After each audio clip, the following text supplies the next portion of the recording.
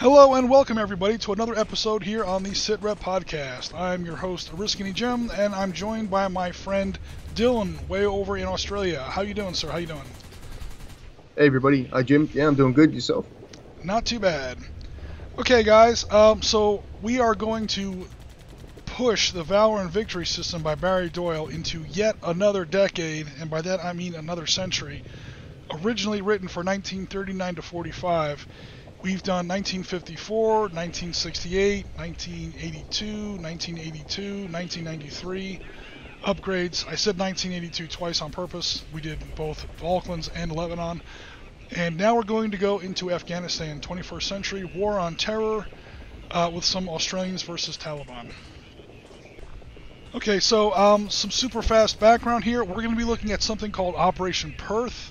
This was an Australian operation that took place in the Orūzgān, if I'm saying that correctly, the Orūzgān Province, south central Afghanistan, in I think July of 2006. So this is obviously where the province is. This is the broad scope of all of Afghanistan. And then zooming in a little bit, we see what's called the Chora Valley. This is where that operation took place. As far as I can tell, again, the information is a little limited. This battle's pretty recent, obviously. We're looking at a joint force of Dutch and Australian forces, and the overall point of the operation was to push northwest and clear out this Chora Valley, which was a rather large Taliban outpost at the time, or stronghold at the time. For some broad sort of geographical context, we have the famous town of Kandahar here. We have the Kandahar road that leads up towards Kabul. So again, we got a general idea of where we are and when we are in the Afghanistan war.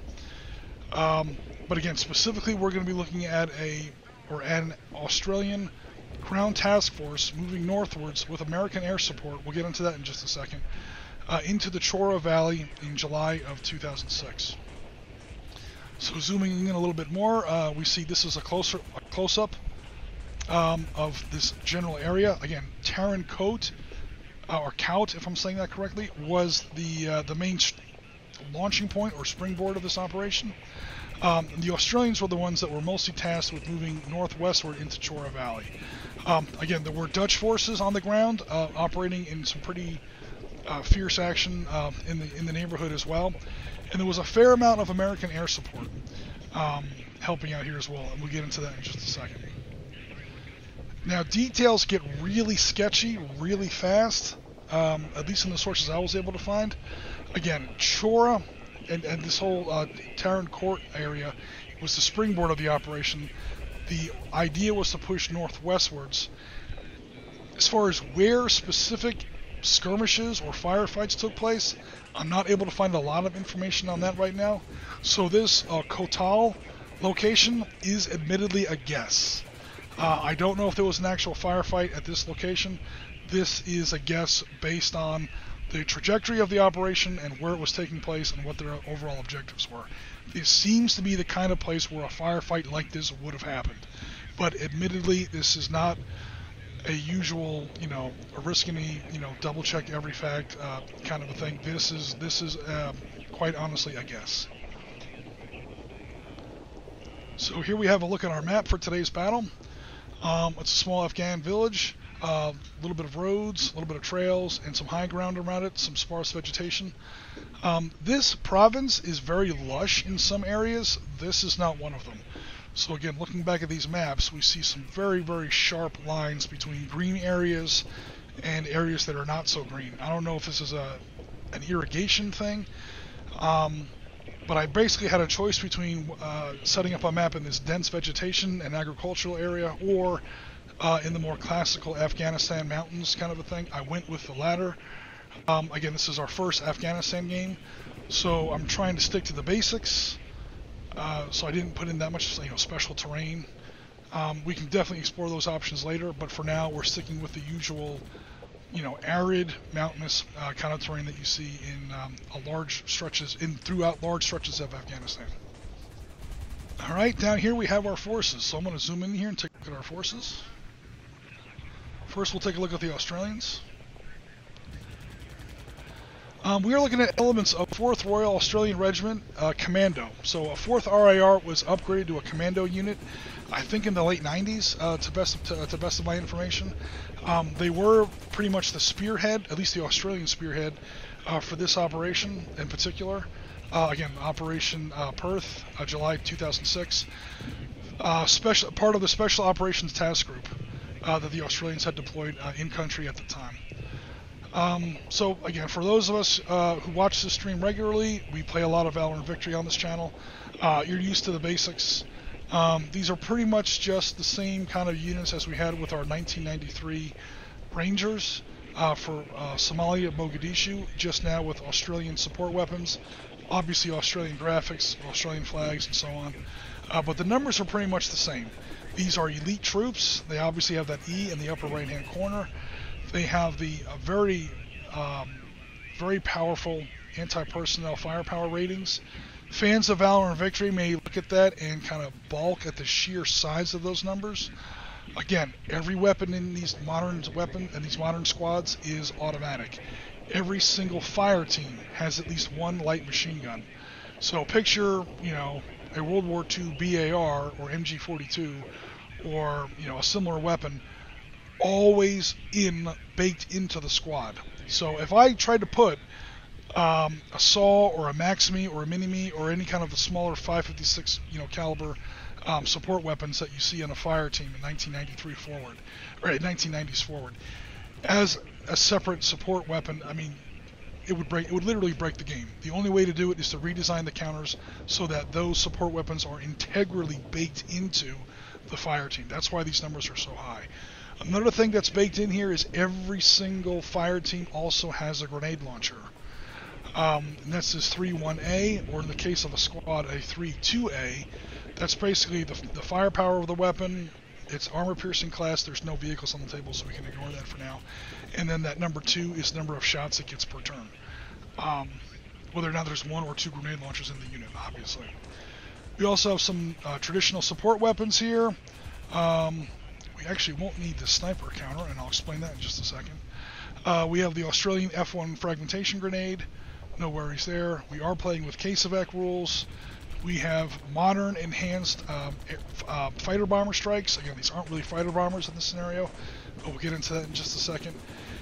And the way we're handling snipers in this game, we're going to try something new.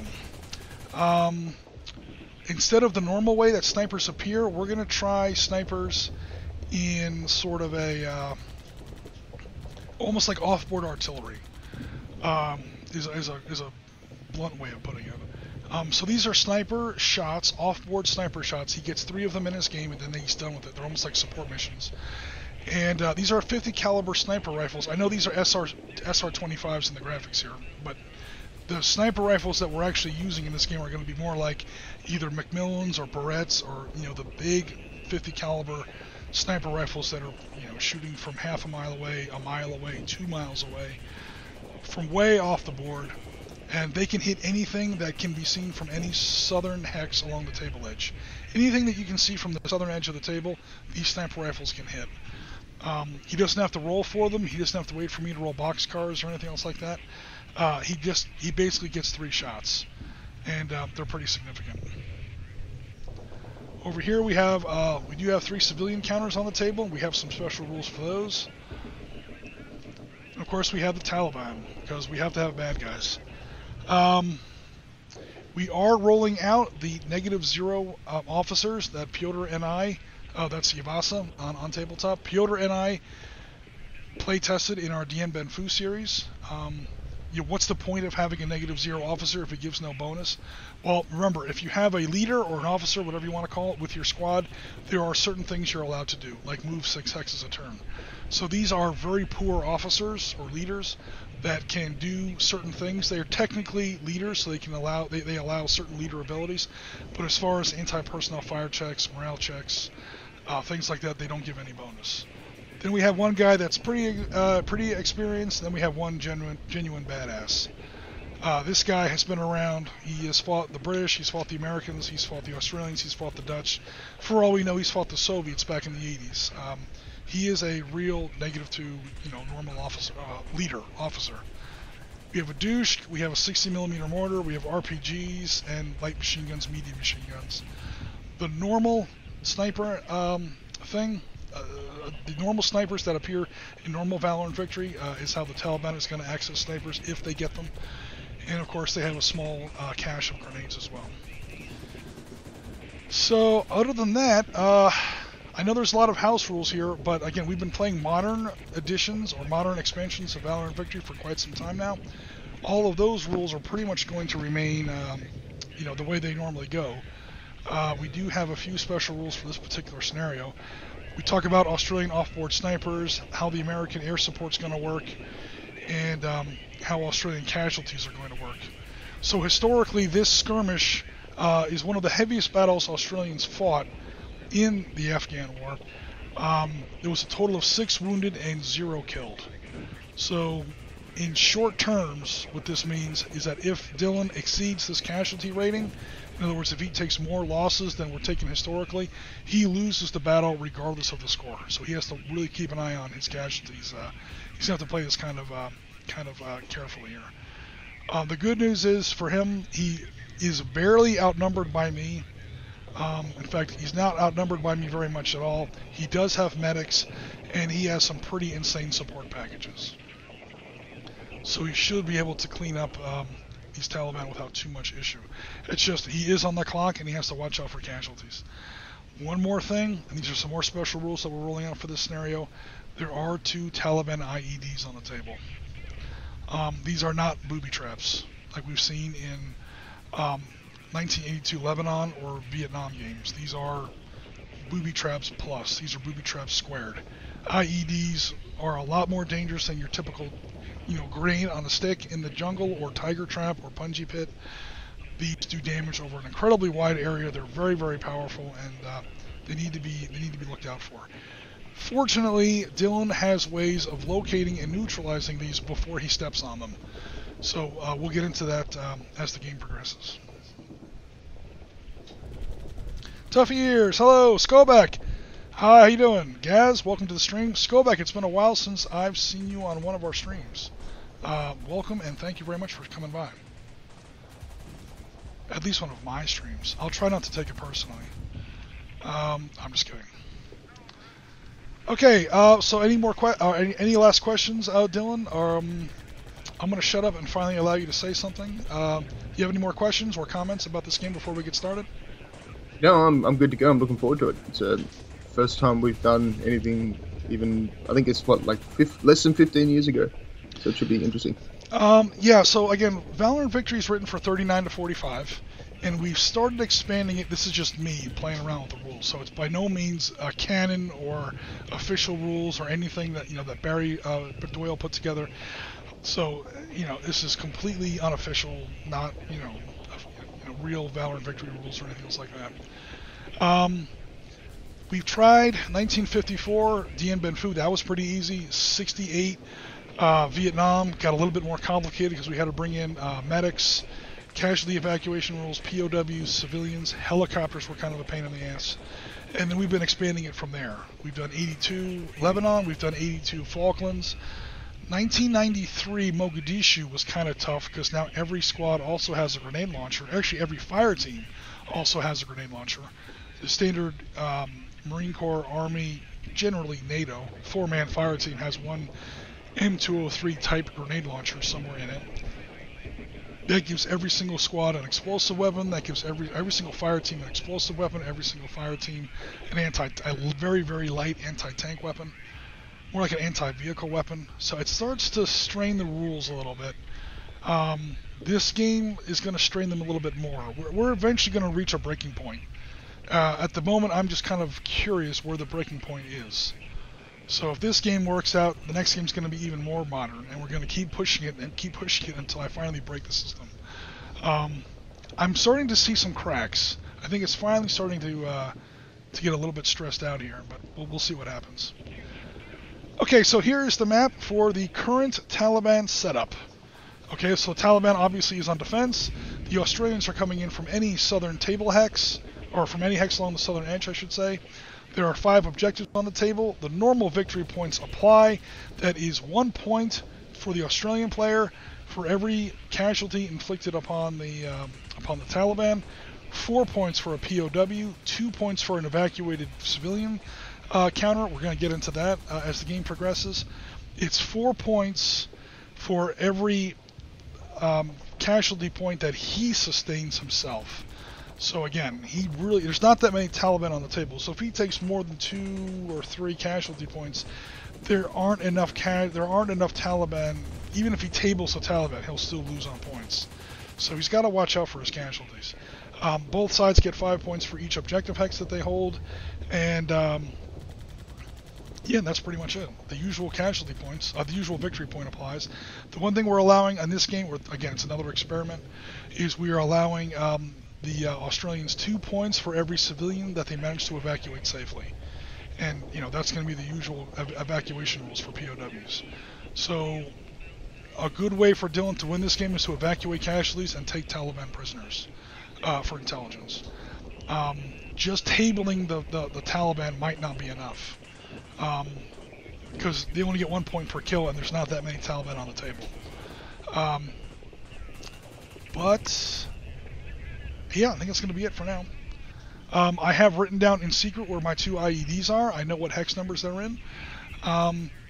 So we're going to go over how those are detected and how those are eliminated later on in the game. Again, those are not like the booby traps that we played with in Vietnam games. He has a process, he has a rules mechanic in place where he can detect them before he steps on them. But if they go off anywhere near him, they're going to do a lot more damage potentially than your typical punji trap or like Vietnam style booby trap. These are IEDs. These are artillery shells with cell phones strapped to them, buried in trash. It's bad news if those things go off anywhere near you. I think it's like 65% of Allied casualties or Allied killed in Iraq and like 60% in Afghanistan. They're both in the 60s. Are due to IEDs. IEDs are probably the most dangerous unit on the table, and it's partially because you don't see them. So, word to the wise on that one. Okay, so if there's no other questions, any questions from the chat or so on, we will go ahead and get started. Yes, have I turned my Discord off? Yes, I have. Thank you, sir. Skoback says he's been busy lately. Spent the month playing War Thunder. Nice. You got a Canadian Leopard tank. Oh, to get a Canadian Leopard tank. That's going to be awesome. Even if the British get rid of their tanks, the Canadians will still have theirs. Awesome. And again, Tuffy Ears, welcome. Skoback, Gaz, Because Science Teacher, everyone, welcome to the chat. Thanks very much for coming by. I was hoping that we were going to have still a little bit of an audience because of the weird time, but no worries. Again, thanks very much for coming by, everybody. Make sure nothing's going on over in YouTube. Johnny, how you doing, sir? Jim, at some point, can you help someone who wants to get this system with what to buy and what not? Okay, Johnny Grogan, I can help you out with that real fast. What to buy and what not.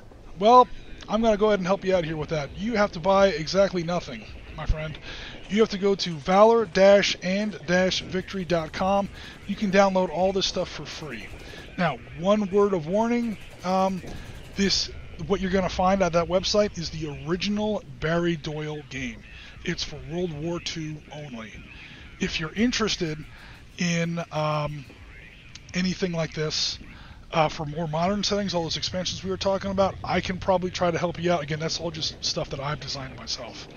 By no means is it's pretty well play tested, but it's not like official or anything else like that. You can find me on Board Game Geek. I'm under Oriskany at Board Game Geek. You can find me on tabletop.com, or drop a comment in the chat, and you can send me an email or whatever. We'll figure it out. Just get in touch with me, or leave a comment here in the YouTube chat, and we'll figure out how to get in touch safely. Without putting our emails out there for everybody to see or whatever. We can also be reached at sitrep.podcast@gmail.com. That is one way that I think you can get in touch with us. sitrep.podcast @gmail.com. You can get in touch with us. I'll check that email. That's kind of a group email, obviously. I can check that out, and we can get in touch that way. But honestly, the base system, again, it's nothing modern. It's only for World War II, but the base system is available right there. Valor, you have to remember the dashes. Valor-and-victory.com. It's kind of a love letter to Advanced Squad Leader from back in the day, but Barry Doyle has taken that large, a little too complicated system, and he's kind of boiled it down, and he's made it much more accessible to the gaming community, and at the great price of $0.00. So, if there's ever going to be a saint in wargaming, I hereby nominate Barry Doyle for canonization. But for now, we're going to go ahead and get started. Let me close this out. Cool. Can I have my comments, please?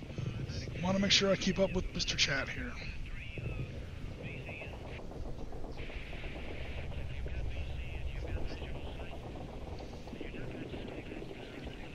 Okay, everybody. All right, let's go ahead and get started. So whenever you're ready, we're on turn 1. Again, the Taliban is already set up.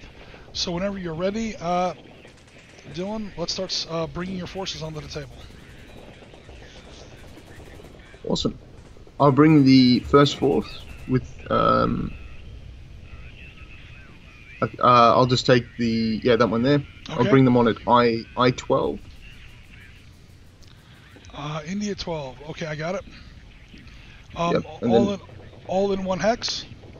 Yeah, I'll go all in one hex. Okay, yeah. Cool. With the law. Then move into India 11 and then Juliet 10. Cool. So that was 1, 2, 3, and then you go into Juliet 10. You said? Yep. 4, 5.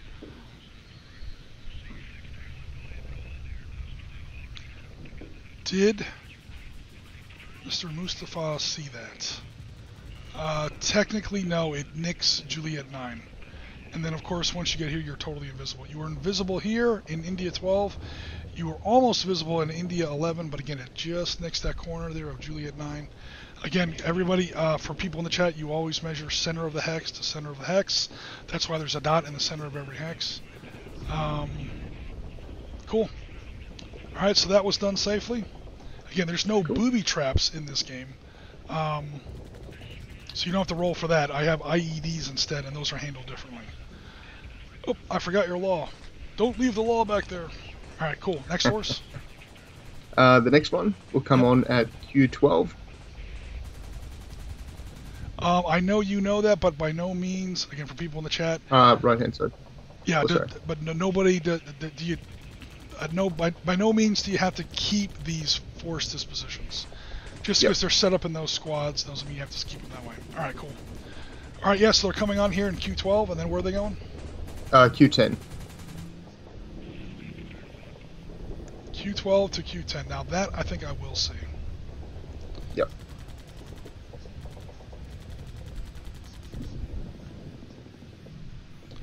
Now here is where Dylan may get to make his first big decision. Because if I fire into this hex, and there are civilians in that hex, and I do casualties against that hex, he gets to pick. Do his men take those casualties, or do the civilians take the casualties? Taliban are allowed to shoot through civilian hexes, so Q8 is not a problem for this hex shooting against this hex. However, that hex cannot return fire against this hex. So, in other words, because again, civilians. So this fire is allowed. That fire is not, because you're both in both cases you're clipping a civilian hex. I'm the Taliban. I'm the bad guys. I'm allowed to shoot through civilians. Yeah, you're not. Okay, so do I take opportunity to fire there? The answer is no, because well, you've already taken your fire phase basically. Fire phase comes before movement phase, so I'm just gonna go ahead and wait for my defensive fire phase. Okay. Cool. Except you might use. I don't think you're gonna use assault movement to move out of that hex. So Actually, I will. Because what happens between now and my direct fire phase is your end of action phase. You might try to evacuate those civilians. So I'm going to go ahead and take a shot now with both of these units. And at least force you to pick between yourself and civilians. Alright guys, we're going to have our first fire phase of the game here. There are no leaders in that hex to help out. I don't even have any support weapons, I don't think. Nope, let me zoom in a little bit so we get a little bit of a clearer view what's going on here. Is the stream still not laggy, everybody? The stream still looks like it's okay. Okay, good. I'm real paranoid about laggy streams, guys, because that means that sometimes the stream isn't even recording properly, which is very bad news.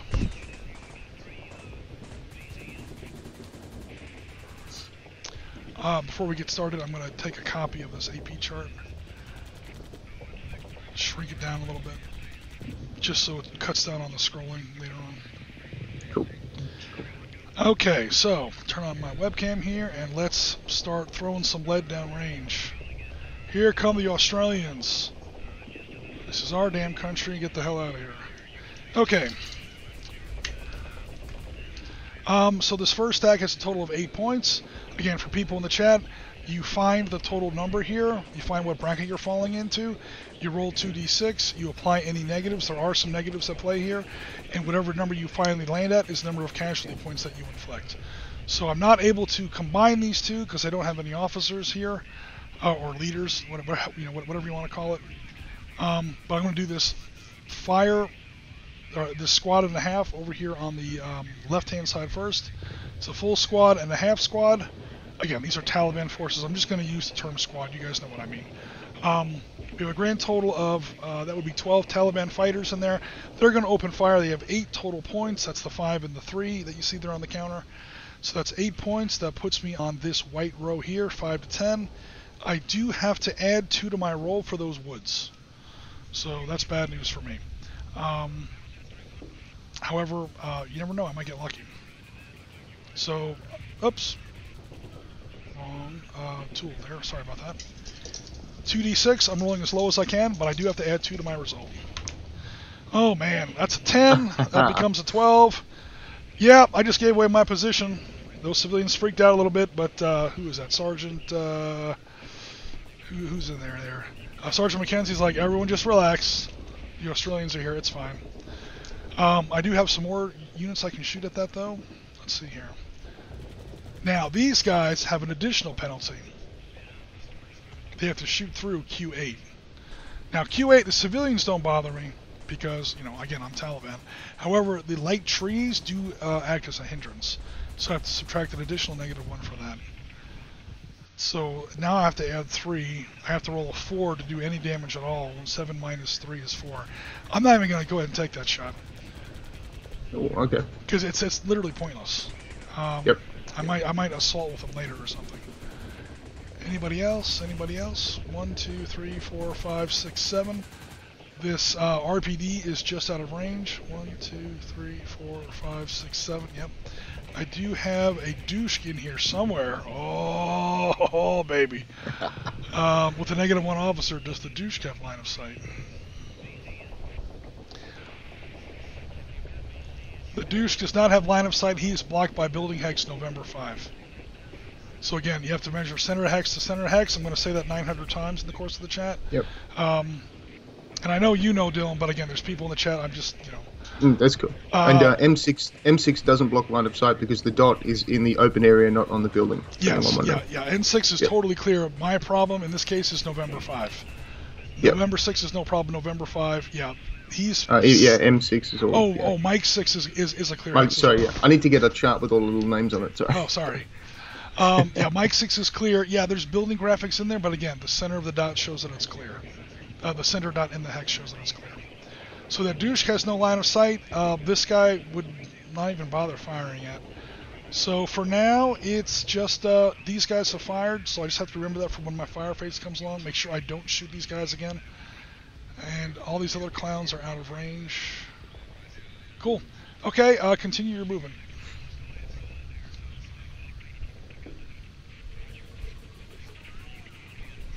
Okay. So Thanks for letting us know, Toughy Ears, and Gaz as well. Stream has been fine. Awesome. Yeah, I don't know if it's an OBS thing or a restream thing, but and again, also guys, again for people who may not be terribly familiar with Valor and Victory, these oh my god, that 12 is a full squad. This 6 is a half squad. So 2 figures is a full squad, 1 figure is a half squad. He's able to divide that 12 into 2 half squads if he wants. And of course the inverse is true. He can combine 2 half squads into a full squad if he wants. But let me zoom out so you can see the whole map. And where are you going to bring on this this last section? Do have to be careful.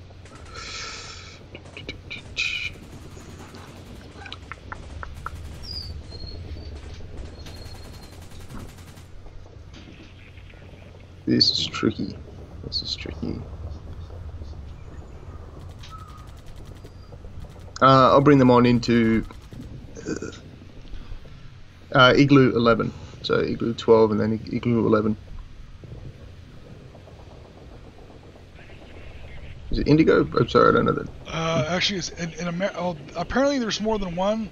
There's a police, a police version and a military version. The military version is India. India, okay. India. Cool. And then you have your 2 medics and your captain. Or 1 medic in Juliet 11. Juliet. Got it. And then the other one into I don't know the stack. 1, 2, 3, 4. Yeah. Technically, you're allowed 4 infantry units in a hex. 1, 2, 3, 4. Civilians do count. Yeah. Quebec 10 is maximum stacked right now.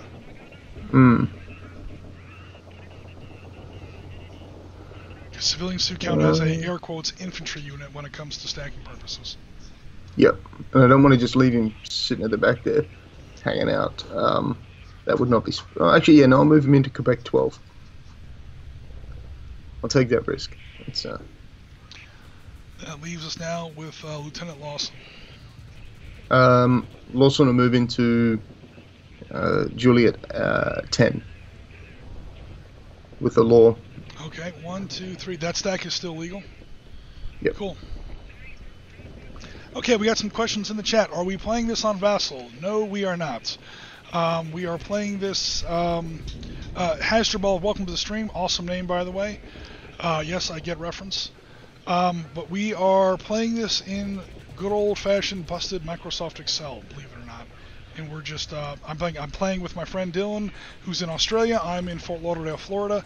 So we're literally on opposite sides of the earth. But again, with the magic of Skype, we're able to share screens and, of course, Twitch stream this out to everybody. This is a homebrewed modern expansion of Barry Doyle's Valor and Victory system.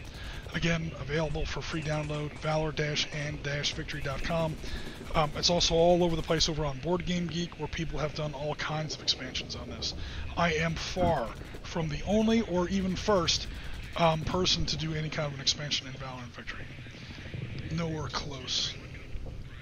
John Grogan, how about playing your mods? That's going to be tough because I've never really written down all these rules. These rules are set. They are play tested. They've been on a bunch of our streams. To be honest, if you're interested in giving this game a whirl, let's get in touch and we'll set you up a game here to play on stream. Or a private game if you prefer that or whatever. Honestly, I've just never really written down all these modern setting rules. So again, for Valor and Victory is one thing. Obviously, you have access to those rules. We use all those rules. We don't change anything there. But we do is we stack on top of it additional expansion stuff. Casualties, civilians, asymmetrical victory point conditions. Vietnam games have helicopters and things like that. So I just haven't written it all down yet in an actual rules expansion. One of these days I'll get around to it. Meanwhile, I can send you maps if you want, or I can send you counters, but as far as rules go, yeah, we're just going to have to play one of these days. Alright, cool. So that's going to complete your movements. Let me reacquaint myself with the turn sequence here. Movement phase, defensive fire phase. Alright, so I've already fired some units.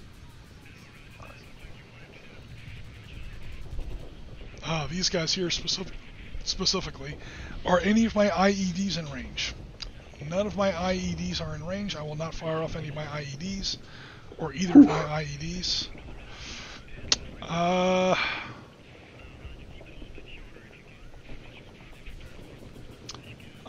Yeah, I was thinking about like setting him up in these trees. I'm like, I know he's gonna go for those trees, but I was like, you know what, that's gonna blow up the stream like right off the bat. Let me not be a complete ass. They are set up in bad spots for you, but I just didn't pick those. But yeah, also I didn't want to. I wanted to keep you in suspense at least a little while longer. And again, folks, he does have ways to get rid of those IEDs before he encounters them in a bad way. So that douche can't see anything. Nothing, nothing, nothing. Out of range, out of range. I guess I'm going to go ahead and take this shot after all. There's no point not to. Or I could just start shooting up these civilians. Not just to be an asshole Taliban guy, but there is an actual game reason of why I would do that. But for now, I want to actually possibly knock down some actual Australian troops. So I get no points for killing civilians as a Taliban player. However, Dylan, as the Australian player, gets points for successfully evacuating them. So if it comes down to it, the Taliban player may have reason to straight out murder civilians to prevent him from getting points. It's only 2 points, so it's not terribly efficient.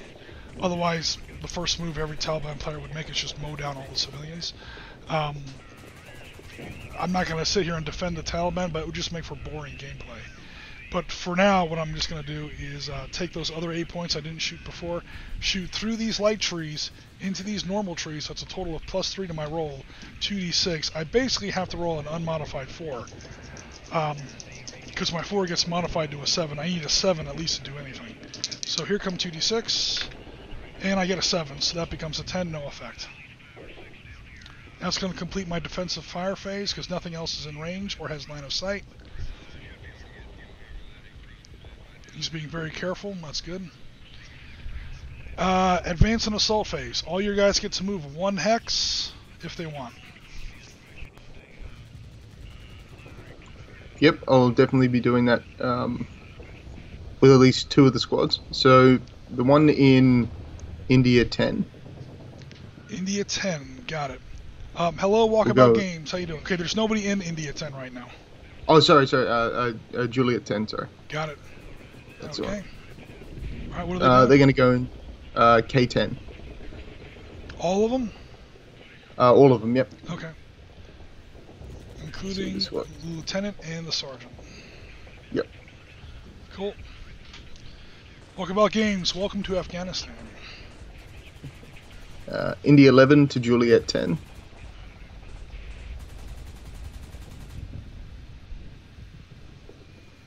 Okay. And then the medic will join them as well. If the medic's able to go in there, and now that hex is maximum stacked. Yep. 4 infantry units allowed in the stack, chat. Alright. The other medic, I'll leave. Yeah, everything else I'll leave as is. Okay, that completes the assault. The advance and assault phase. We'll now go to the after action phase. Yay, after action phase. There's no casualties, there's no POWs. However, you do have 1 hex of civilians. So, time for a die roll here. Yep. So, again, medics do not. Medics do not. Oh, okay. Let me get your camera back on screen here. Medics do not automatically evacuate. You don't have any medics in there anyway. But okay, so the way we do medics, and well, you know what? We'll just go to it as we go. I'll stop explaining the rules at every step. But for now, okay. So the way we do evacuations is that aren't actual casualties. So POWs and civilians are you have to make a normal rally check. So everyone familiar with Valor Victory knows that a rally check is 6 or less on 2d6. Make that 7 or less because these are elite troops. You see an E in the upper right hand corner.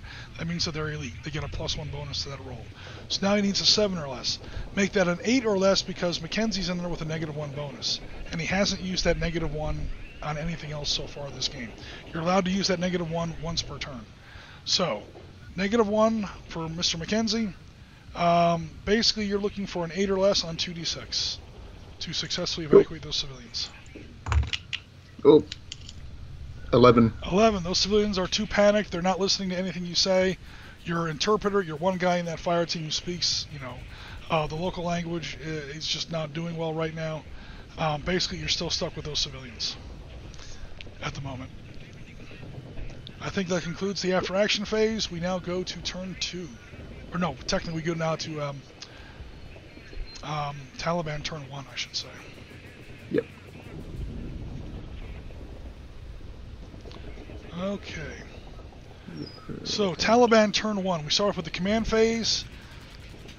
Command phase is when you either call in support missions or divide or combine your squads or reassign support weapons. So, do I want to do any of that? Yes, I do. I'm going to take those 2 full squads and divide them both into half squads. Hello, Rasmus. How you doing, sir?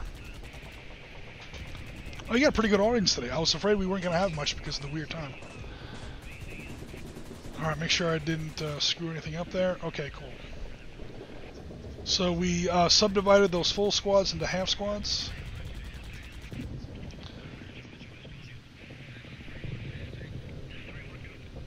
We'll also do that over here.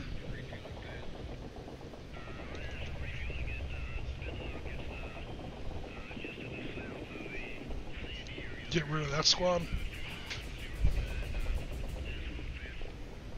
Alright, that will be it for my command phase, because I have no Taliban airstrikes or artillery missions at the moment. Okay, cool. We then go to, I believe, direct fire. Yep, fire phase. Awesome. I do have some fire phase I want to do. We have 9 points, and we have 9 points. I'm going to fire into those two. I'm going to fire both of those into this group again. Again, I have to add 2 to my roll. So first, the group on the right, or sorry, first the group on the left that is not shooting through light trees. That means I have to add just 2 for your trees. I have an 8, that becomes a 10, no effect. These guys are adding 3 to their roll. Okay, a 3. I have to add 2 for your trees and 1 for the light trees that I'm shooting through there in Quebec 8. That still leaves me with a total of 6. That is, I believe, 2 casualty points. Okay. So, yes, 2 casualty points. You have quite a few options in here that you can use to assess that.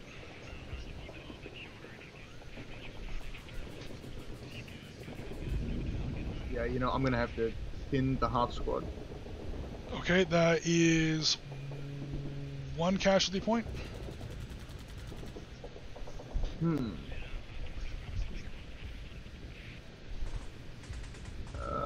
And now again, these 2 groups have fired, so now they cannot move except for advance and assault phase.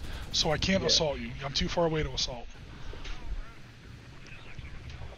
I'll pin Mackenzie as well. Okay. So you can assess casualty points, everyone in the chat, by either killing units, in this case, killing civilians, or allowing civilians to be killed, I should say.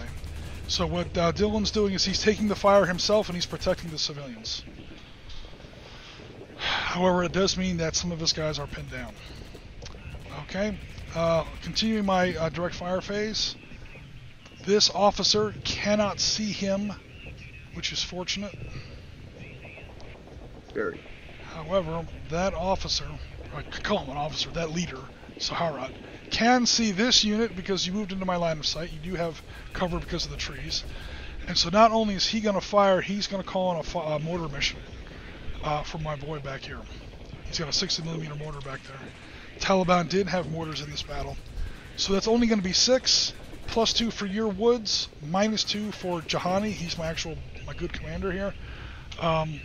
He is giving a bonus to that mortar mission taking a penalty for your woods. So basically, it's just 6, and let the dice fall where they may. And that is a 5. That is going to be some more casualty. Well, let me see here. I think it's going to be some more casualties.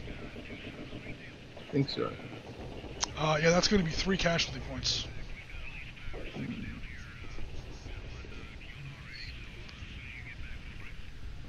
Yeah, I'm just gonna have to pin the medic. Yeah, pin the medic, the officer, and the half squad.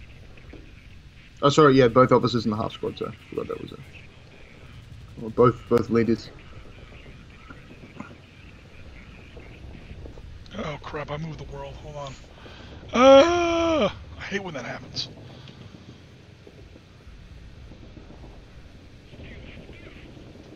Come on, machine. Help me out here. Oy. Alright, that was a pretty lucky roll on that mortar strike. Okay, now Saharat himself is going to fire with the Dushk. Now, this Taliban squad here cannot help, because the Taliban squad there is operating the Dushk. There's a whole bunch of rules I won't get into as far as when crews can fire in addition to their crew-served weapon and not. I won't get into it now. But in this case, just suffice it to say that this half squad cannot add his 3 on top of the 6. He just gets to use the 6. However, this guy can throw in his 2. Long story short, I wind up with 8. 2 plus 6. -1 for Saharat, plus 2 for Woods.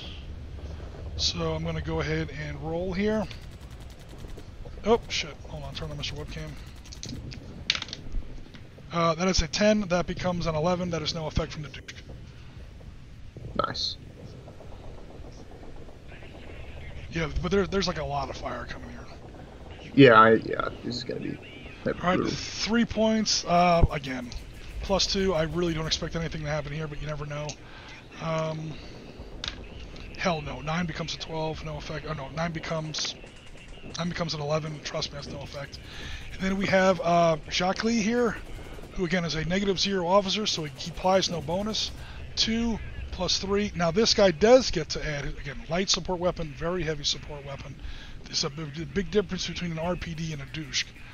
So this guy does get to add his own firepower plus his light support weapon. So it's going to be 5 plus 2 is 7. That's going to be 7 total points. He does have line of sight. Subtract 0, add 2, 7, add 2 is the long story short. Take your first shot of the day. And that is a 7, becomes a 9. That has no effect on the 7 column. Whew. So I'm getting lucky. Now, these Taliban units are pretty weak. And you're making pretty good use of cover. I got one pretty lucky roll with Jahani there, and that's really about it. I mean, a 7 is literally, anyone who plays craps knows that a 7 is the middle of a 2d6 roll, and that literally is 3 digits away from hitting anything. In order for me to do anything on that column, I need to roll a 4 or less. So, yeah. The thing that made a difference is Jahani's -2. So, again, Valor Victory is a game that really emphasizes true quality and leadership. Alright, so that's going to complete my movement. My fire phase. We now go to my movement phase. Oh no. The problem with movement is it could call in an Australian sniper mission. Oh boy.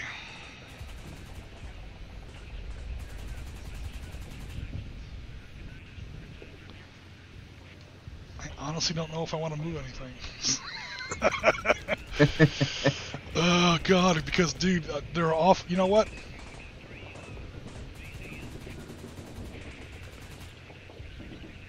One, 2,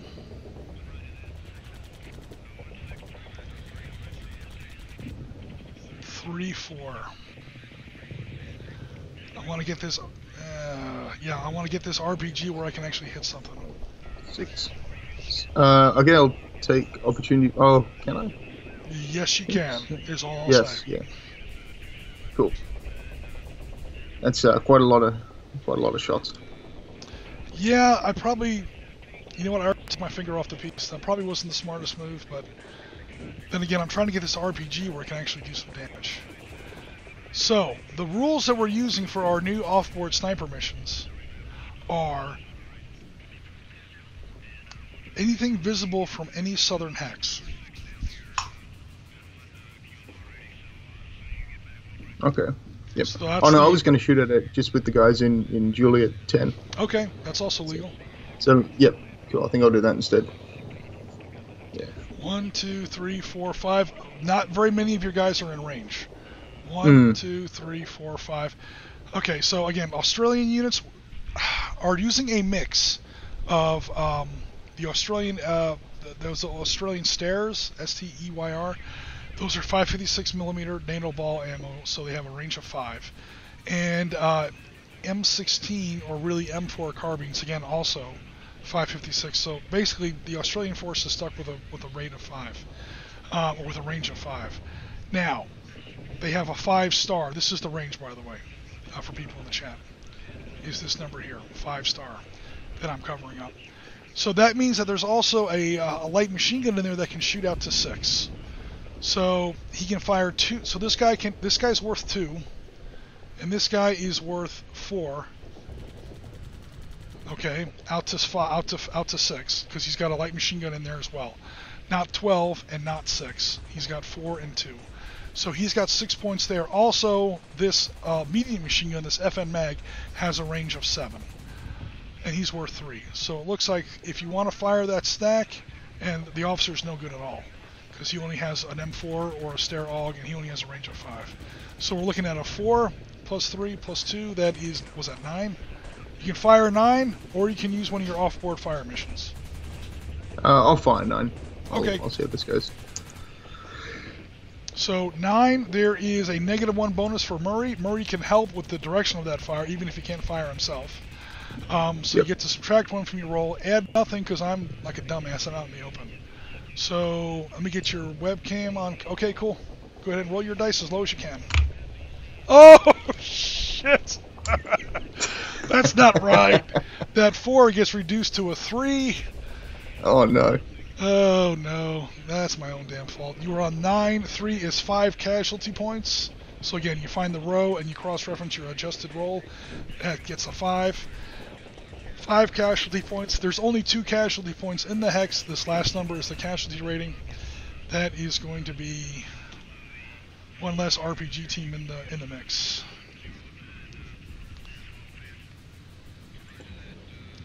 All right, Murray, that was good shooting, even though you weren't shooting. Your men did well there.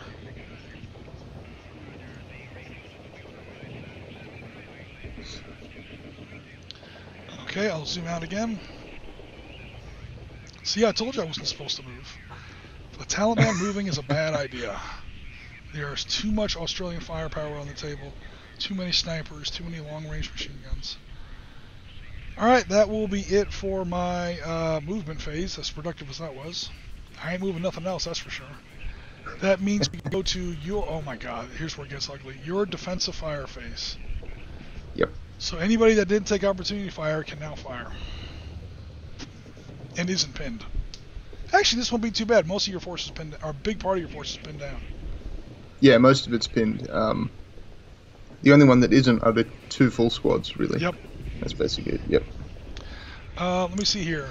Catching up on the chat here. This rule set looks expired by ASL, Hasdrubal. Hasdrubal, you are absolutely correct. So Valor Victory is a rule set developed by Barry Doyle. Again, there's a website where you can download it. He puts it in his designer's notes that he was a huge fan of ASL back in the day. ASL has become a game that might be a little too cumbersome for today's market, today's player. Even back in the day when that kind of game was popular, it was a little chunky, just because so many modules and expansions were coming out for it. It suffered what I call BattleTech syndrome. It gets a reputation for being too complex, when actually the game system, the base game system, isn't too complex. But by the time you add all the modules that people love to put in there, yeah, it blows up. So he kind of stripped it down, and he came up with this new version that is free to print and play. It's made for people who love Advanced Squad Leader but don't have time to play Advanced Squad Leader, is the long and short of it. So absolutely correct. Can't complain. Started the day with an intercontinental RPG session. That's true, Rasmus. Intercontinental RPG, not the RPG that he just blew up, like a role-playing game RPG.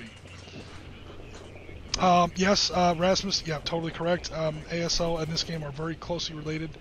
Minced meat, yes. Yeah, Hasdrubal, so yeah, if you're a long-time ASL player, you will see a lot here. The way snipers work is obviously very, very streamlined.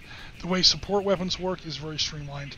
When a unit that is carrying a support weapon is eliminated, that's the end of the support weapon as well. You can't run out and capture like you can in ASL. Buildings are not handled per floor like they are in ASL. It's ASL for dummies. Is a mean way of putting it. What it really is it's ASL for people who love ASL, they just don't have time for it. Or more to the point, they can't convince other people to play Advanced Squad Leader with them because they don't have time to teach ASL to new players. It's ASL for the modern age, characterized by shorter attention spans. Might be another way of putting it.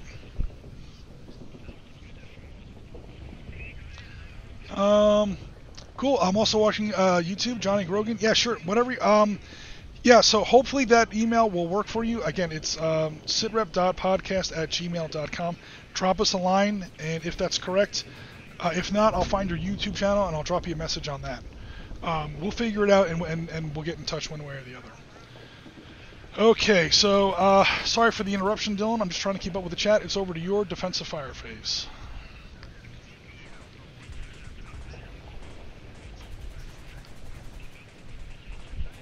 Are you still with us, Dylan? Oh, helps if I turn the microphone on. Oh, okay. No worries. Full squadding, Kilo 10. Kilo 10, got it. They're going to go... How do I go for low-hanging fruit, or... He's got the proverbial embarrassment of riches when it comes to targets. Yeah. The only thing he's got to worry about is range. His range is 5. I think I'll go for Juliet 6. Yeah, that one there. Easily in range. I am in buildings. Again, for Valor Victory players, I usually play buildings as +2, not +3.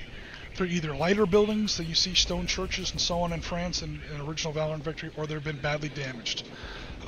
These buildings do not look like they're in the greatest of shape, is my justification. The real reason is I don't like the game to get slowed down. So these are going to be +2 buildings.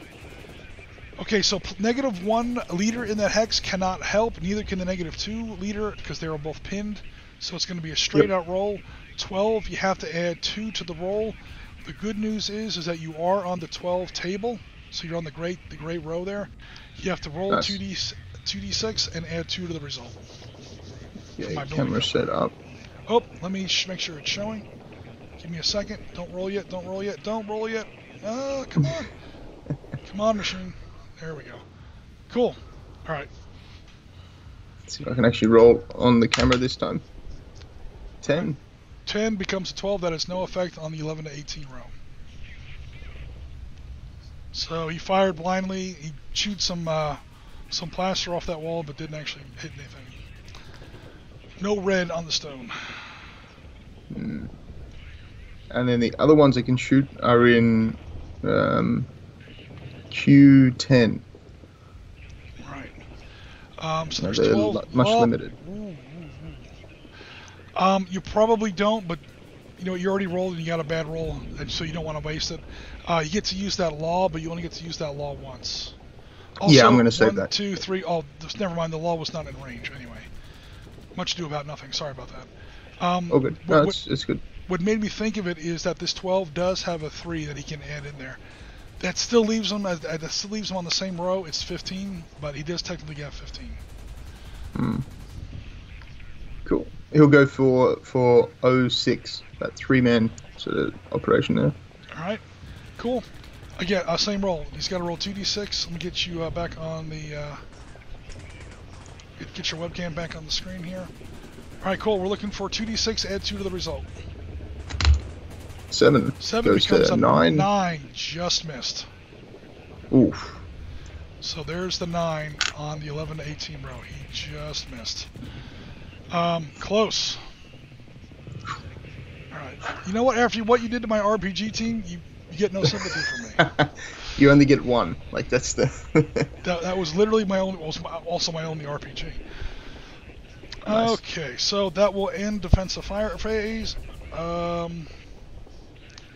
Advance and assault phase. Yes, I will do some advance and assault. Or will I?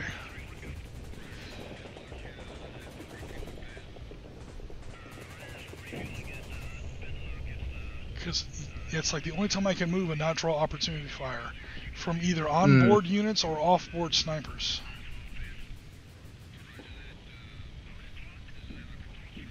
Is there a difference between 9 and... Let me get gamey for a minute. Yes, there is a difference.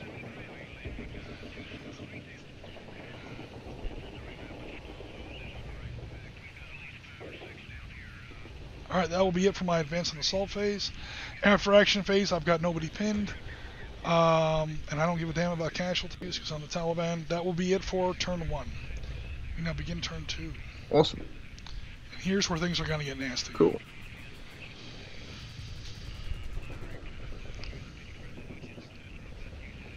Alright, turn 2. We start with your command phase. Are we calling in any support assets? Oh, sorry. First thing that happens, anything that is pinned becomes unpinned. So yep. There's automatic rallies.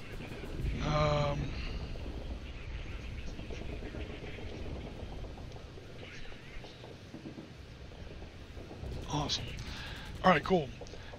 Again, you also reassign support weapons, divide or combine squads, or call in support assets. The snipers work. Unfortunately, I can't.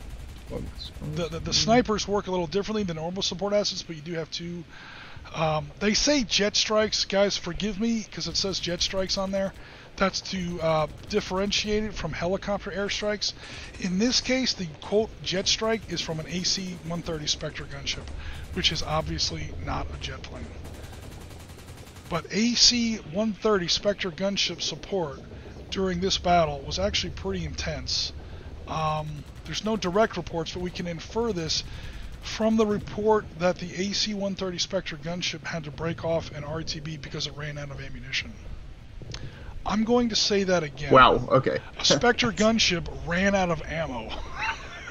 They put down some very heavy firepower on the... I don't want to ever feel sorry for the Taliban, but goddamn, it was the bad day to be a Taliban that day. Let's break out the Spectre gunship then. Alrighty, there we go. You've got 2 strikes. You're going to call in one of them. Okay. And like we discussed before the chat, okay, so normally in Valor and Victory, guys, you just call in a fighter bomber strike. They call them fighter bomber strikes in Valor and Victory. Again, this is modern times. You call in an airstrike, and there are 4 different options for airstrikes. Because airstrikes in 2006 are a little more complicated than they are in 1944. 2 of those options are kind of off the table for this particular scenario: laser-guided bombs and anti-tank guided weapons. Because again, Spectre gunship. It's basically just got a shit ton of miniguns and cannon on that bird. So he gets to call in either minigun strike or a cannon strike. He gets to choose, and it has different attack profiles. So he's going to call in that mission, and it's going to do one of 2 things.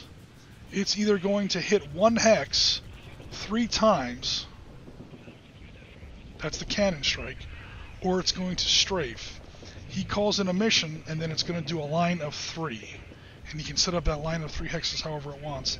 And then it attacks each of those hexes once. So does he want to do a lot of damage over a wide area, or concentrate fire into one specific area? Those are his 2 generalized choices there. So, let me get this up. It's up to him where he calls it in at, and then once he calls it in at, he gets to pick what way it's going, or whatever. You know, what profile he's choosing. Yeah. I'm going to call it in on 06. 06 is the target. Now, is that going to be a strafe or a focused attack? It's going to strafe. Okay. Awesome. So roll 1d6 and try not to roll a 6. This is to see if the strike hits the right area. 4. All right, cool. There we go. We see it now. All right, cool. So it does hit where it's So it was on the supposed to. camera. Yep. Yep. Got it. Now. I might just leave that on. So, yeah. No worries. I see it, and now you get, that's going to be the center line, the center hex of a 3 hex line. So you set that up however you want. Yep. Just northwest into M5. Okay, so it's going to hit, let me get my little, so it definitely hit this hex. At November 5 it's going to hit, and the other one's going to be this one, Papa 6. M5, sorry. Mike 5. Okay, so then what you would have done is you would have called the strike in on November 5. Oh, I see, sorry. No worries. Okay, yeah, sorry. You already rolled to make the hit, no worries. What you're trying to do, the jet strike is the center of whatever line you're doing. So we'll just say that... oh, sorry, okay, yeah. No worries. Again, it's the first time we've actually used one of these, so... Called it in there, we rolled the hit, it hit there, and now the strafing line is going to go like that. It's going to hit that hex, and that hex. Cool. Alright, so that is going to be a blue. Who was calling that in? You've got one negative, one officer there. Is there a negative? That would be the... Yeah, I'll go with the -2 officer. I think it was Mackenzie in K10. Right. Should be there somewhere. Yeah, he's underneath there. Cool. Alright, cool. So roll 2d6 on this hex first. Yep. Oh, wait. Sorry. Let me get... Machine? I swear to God. Oh, I'm hitting the wrong button. It's not the machine's fault. It's my fault. I just want to... Okay, there we go. Cool. Alright, so 2d6 as low as you can. 6. Okay, 6. Oh, camera. Gotcha. 6, +2 for buildings. -2 for the commanding officer that called it in. Now that's the only thing he's going to be able to use it for this turn. He can't use it for anything else. That's going to be 4 casualty points on that hex.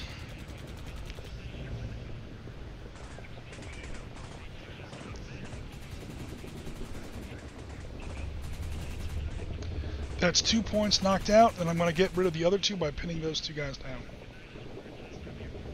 Okay, cool. Obviously nothing happens there because there's nobody in that hex. Same for this hex over here. Roll 2d6 and roll as low as you can. 7. A 7 +2 negative. 7. Yep, 7 +2 for buildings, -2 for Lawson's officer skill equals stays at a 7. 7 is 3 casualty points. Okay.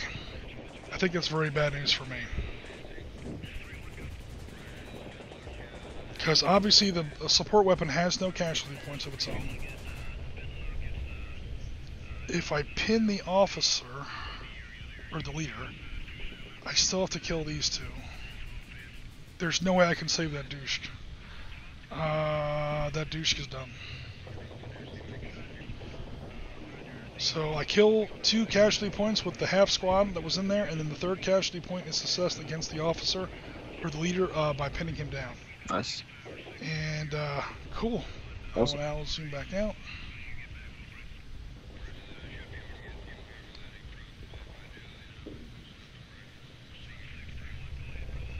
It's not in a risk any war game if there aren't little smoke bombs on the counter on the map somewhere.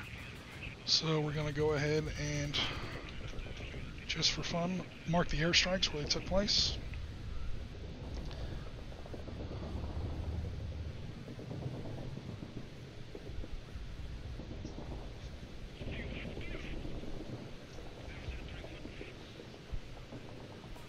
Cool. Alright, that is the effect of the first jet strike. We then go to your direct fire phase, I think. Yep. Unless you want to call in your second airstrike. I doubt it, but I'll just ask. No, I think I'll save that. Okay, cool. Thought so. I've had my fun.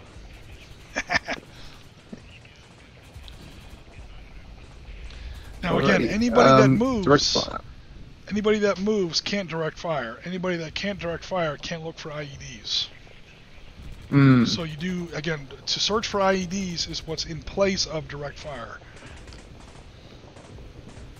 And again, it doesn't have to be the whole I think stack. I'll fire. Okay. Yeah. What am I talking about? We're in direct fire phase. Yeah, never mind, go ahead. Yeah. All right. Yeah, I think I'll fire with the guys in Kilo 10. Okay, got it. Back into Juliet 6. This is why you have more than one officer in a hex. So he called in the airstrike. That means that this guy can now do his. He can at least add -1 to the direct fire superiority mission that's now underway. So Kilo 10 is shooting at which unit now? You said. Juliet 6. The -0 leader. Oh, these guys again? All right, cool, no problem. Okay, now the good news is. I'll zoom in a little bit.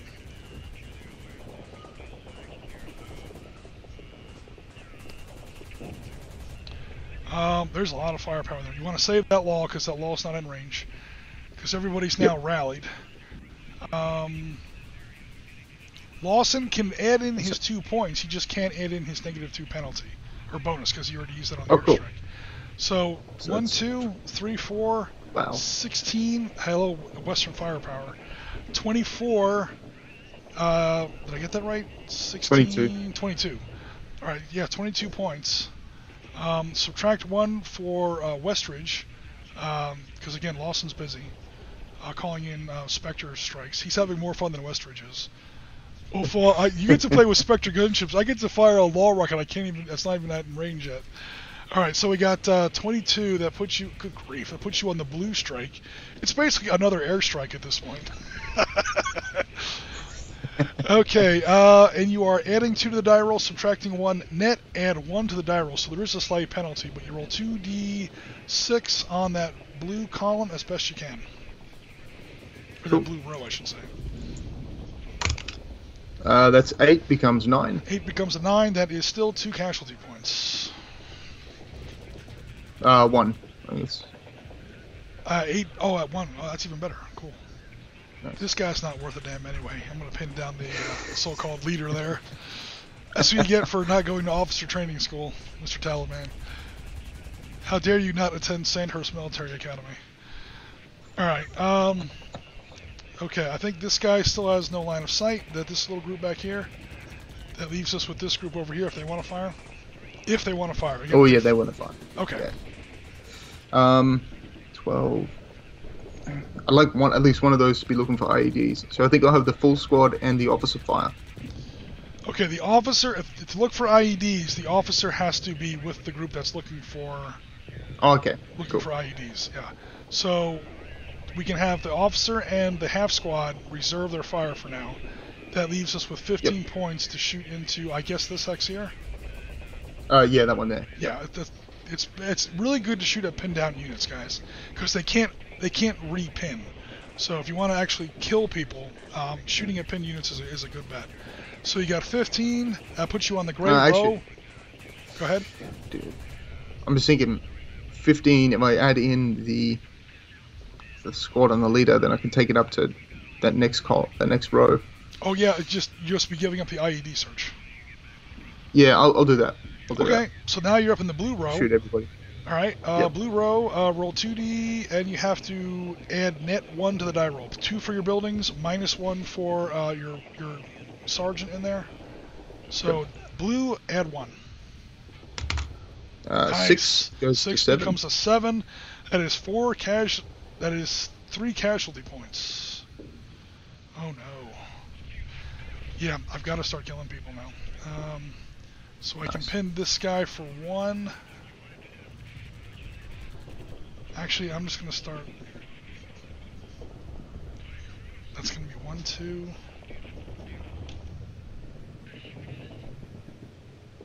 And he's pinned as well. Now, I'm trying to keep at least one group not pinned.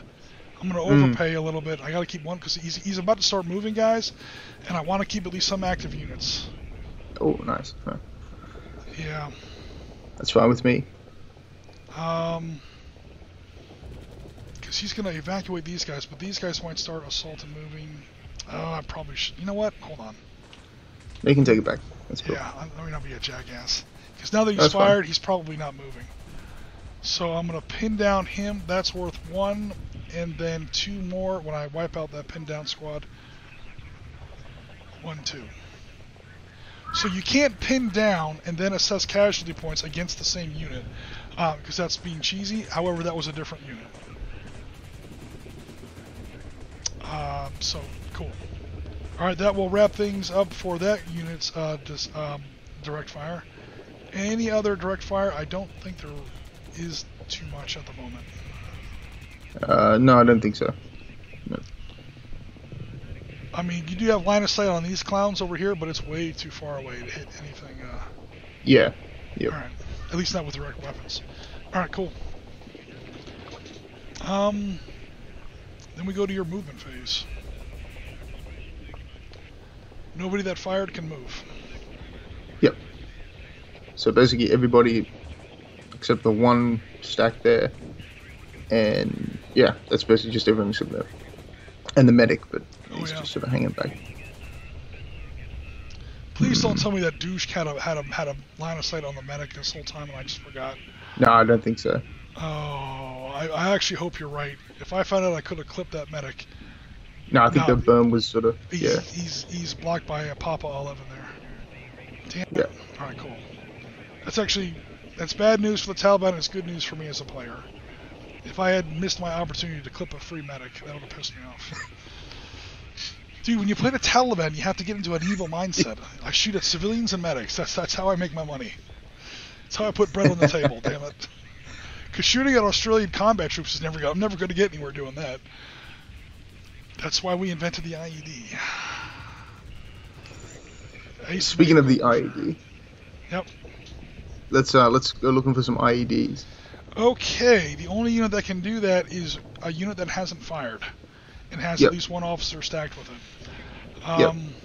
Cool. So if he does that, that's basically his direct fire. He will not be moving. Yep, I don't mind. Okay. That's fine.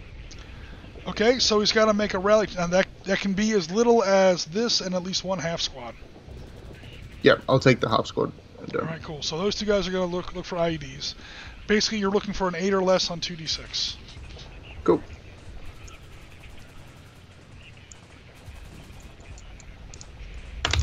Uh, 10. 10. You don't see any IEDs. It looks clear to me, boss. Sergeant, which sergeant is this again? Sergeant Murray is not convinced. He's like, I don't know if you look close enough. Okay, guys, so what they're looking for is wires, cell phone antennas sticking out of suspicious-looking piles of garbage, all the usual stuff, contact lead wires, things like that, that lead to IEDs. So he's able to search for them and detect them within a certain parameter before he runs into them. Otherwise, it would be like an unfair game mechanic. Okay, so those two aren't moving, but the rest of them can if they want. And of course, your medic back here in Quebec 12 can still move. Yeah. J10 will move into J9, and the medic will stay where he is.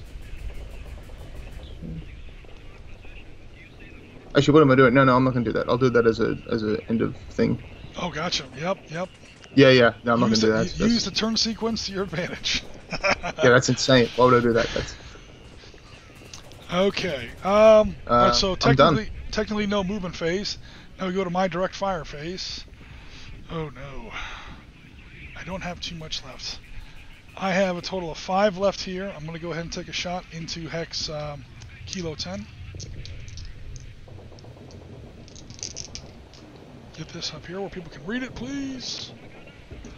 Alright, no bonuses because my officer spend, such as it is. Nevertheless, I have to add 2 for my... oh god, I have to roll a 5, a natural 5 or less. 11, that's not even close. Alright, so he definitely whiffed. I have 3 points from Kilo 6. Nope. I have 6 points against Quebec 10. I have to add 2 points for your woods. No, I have to add 3 points because I'm shooting through light woods in Quebec 8. So I have to add 3 to this. Ugh. Oh my god, what's up with these dice? Damn. You're getting real close, man. 11s and stuff. Yeah, totally. You're bouncing that as well. Oh no, bad news for you. This worthless officer, -0. Again, why do you have -0 officers? Guess what? He has a line of sight on this hex. And he gets on his little Nokia cell phone, his little Taliban special, and he says, hey, Mufta Jalil Janani, whatever your name is, how about you drop some 60mm good news on our friends over here? So, Mortar fire comes in. Boom. Again, I have to add 2, -2, but if I do hit with anything, mortars do double damage in woods via tree burst. That's a Valor Victory. So, if I do make a good roll on this, that Hex is in big trouble. +2 for woods, subtract 2. Okay, hold on. So, again, for people in the chat, this guy's calling in a fire mission. He sees him. He calls this clown on his little Nokia phone. He's got a 60mm mortar crew in there. They're going to lob some shells in there. It's +2 for these woods, -2 for Jahani's leadership ability. So it's 6 points, no modifier. Any casualty points I do inflict are doubled because of mortar strike in woods. That causes air bursts, much better shrapnel distribution, and bad news for infantry caught in woods under mortar fire. So, here we go with a very important roll. Damn it! You got away with it again, Dylan. I don't know what's going on with... Alright, cool. That will conclude my direct fire. We now go to you. Oh god, your defensive fire. Oh no. What am I talking about? That was my defensive fire. We go to your advanced movement. Yep. So I only get one shooting phase. Yep. Okay, this is going to be tricky. Let me try this. I'll move Mackenzie from K10 into J9. Okay, let me zoom in a little bit. That's the lieutenant. Yeah, this is going to get messy. Technically the sergeant. From K10, you've got Westridge and you've got Lawson. Oh, sorry. I'll move the Lawson into... Oh, so you're the actual platoon leader. All right, cool. Yep. He moves in there. Okay. The full squad will go with him from K10. And the medic from J10. Okay, who's the law going with? Who's carrying the law? It'll go with them as well into J9. Cool. With the full squad. Then... nice. Then the half squad and the FN mag in J10. Yep. We'll go to K10. Cool. And they'll sit tight there. Let me clean up the stack a little bit. Yeah. It's going to get worse next command phase. But... That's cool. Alrighty, and anything going on here? Probably not, but just asking. Yeah, no. I can't really do much there. Did we skip this medic's movement? Did he ever want to move? No, I'm keeping him back so he can't be seen. Yeah. He can run where he's needed. Well, I can see him, hold on. I just can't reach him. Oh no, because there's trees in the way. Never mind, I think you're right. I think the one guy that can see him, well, they're pinned down now. Yeah, these guys could see him, they just can't reach him. Yep. 1, 2, 3, 4, 5, 6. Yeah, Q12 or Q11 is my range. And then these guys are blocked by. Plus now they're dead, but these guys were blocked by other things. This guy's one hex closer, but he's blocked by actual trees. He's firmly blocked by Quebec 10. So even though he's kind of standing there with his, thumb in his ass, literally in the open desert, he's ironically safe. As soon as any of my officers can see him, I'm dropping a mortar strike on that medic back there. Yeah, because that mortar has a range of 12. It can hit almost anything on the table. Yeah. Alrighty. It's just whether or not one of my leaders can see him. Problem is I've already lost one leader, and the other two leaders are pinned down. Alright, cool. That will conclude advance and assault phase. We go to after action phase. You have nothing pinned. We just go to try and evacuate those civilians. Again, you need an 8 or less on 2d6. Cool. Let me get a 2d6. 11. Oh man, those civilians are in a really bad place. She just bypassed them. Anyway. Alright, let me catch up on the chat here. So, Erasmus, if the world had been normal, I would have gone to look at the 810, etc. next weekend. Oh, Cleveland Air Show. Right, totally. Yeah, we had A10s at our recent or not recent, at last year's Fort Lauderdale air show as well. Letters of Mark dice rolling high. That's right. Genius went through a Sid Meier's Pirates run. Played overnight twice. Don't tell people that because I'm a teacher. That's not fair. You're not supposed to tell bad stories about me. Okay, so let me get a cord to. Give me 1 second, guys. I got to find a power cord for my phone here. That's how I'm looking at the Twitch chat. This will take but a moment. Meanwhile, that completes Australian turn. We'll now go over to the Taliban turn, what's left of it. The first thing that's going to happen is the Taliban will rally all units that are pinned. That will kick off my command phase. Okay, cool. Now we got power. Awesome.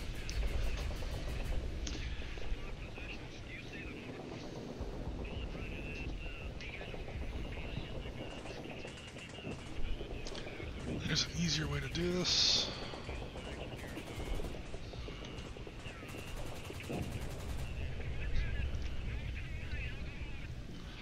Alrighty. That takes care of that. There's really nothing else to do in my command phase. So now it's going to be time for me to do direct fire, which I do have some. I'm going to repeat my mortar strike back here on this team, back here in Juliet 10. Cool, cool. Webcam time.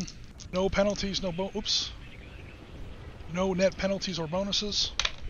7, finally. 6. Oh, that is 1 good. casualty point. Ooh, okay, I can deal with that. It gets doubled, does it? Or Oh, technically, yeah, thank you. Yeah, so 2 casualty points because of air bursts. 2 pins. Cool. That's what I was worried about, leaving that squad there by themselves. Okay.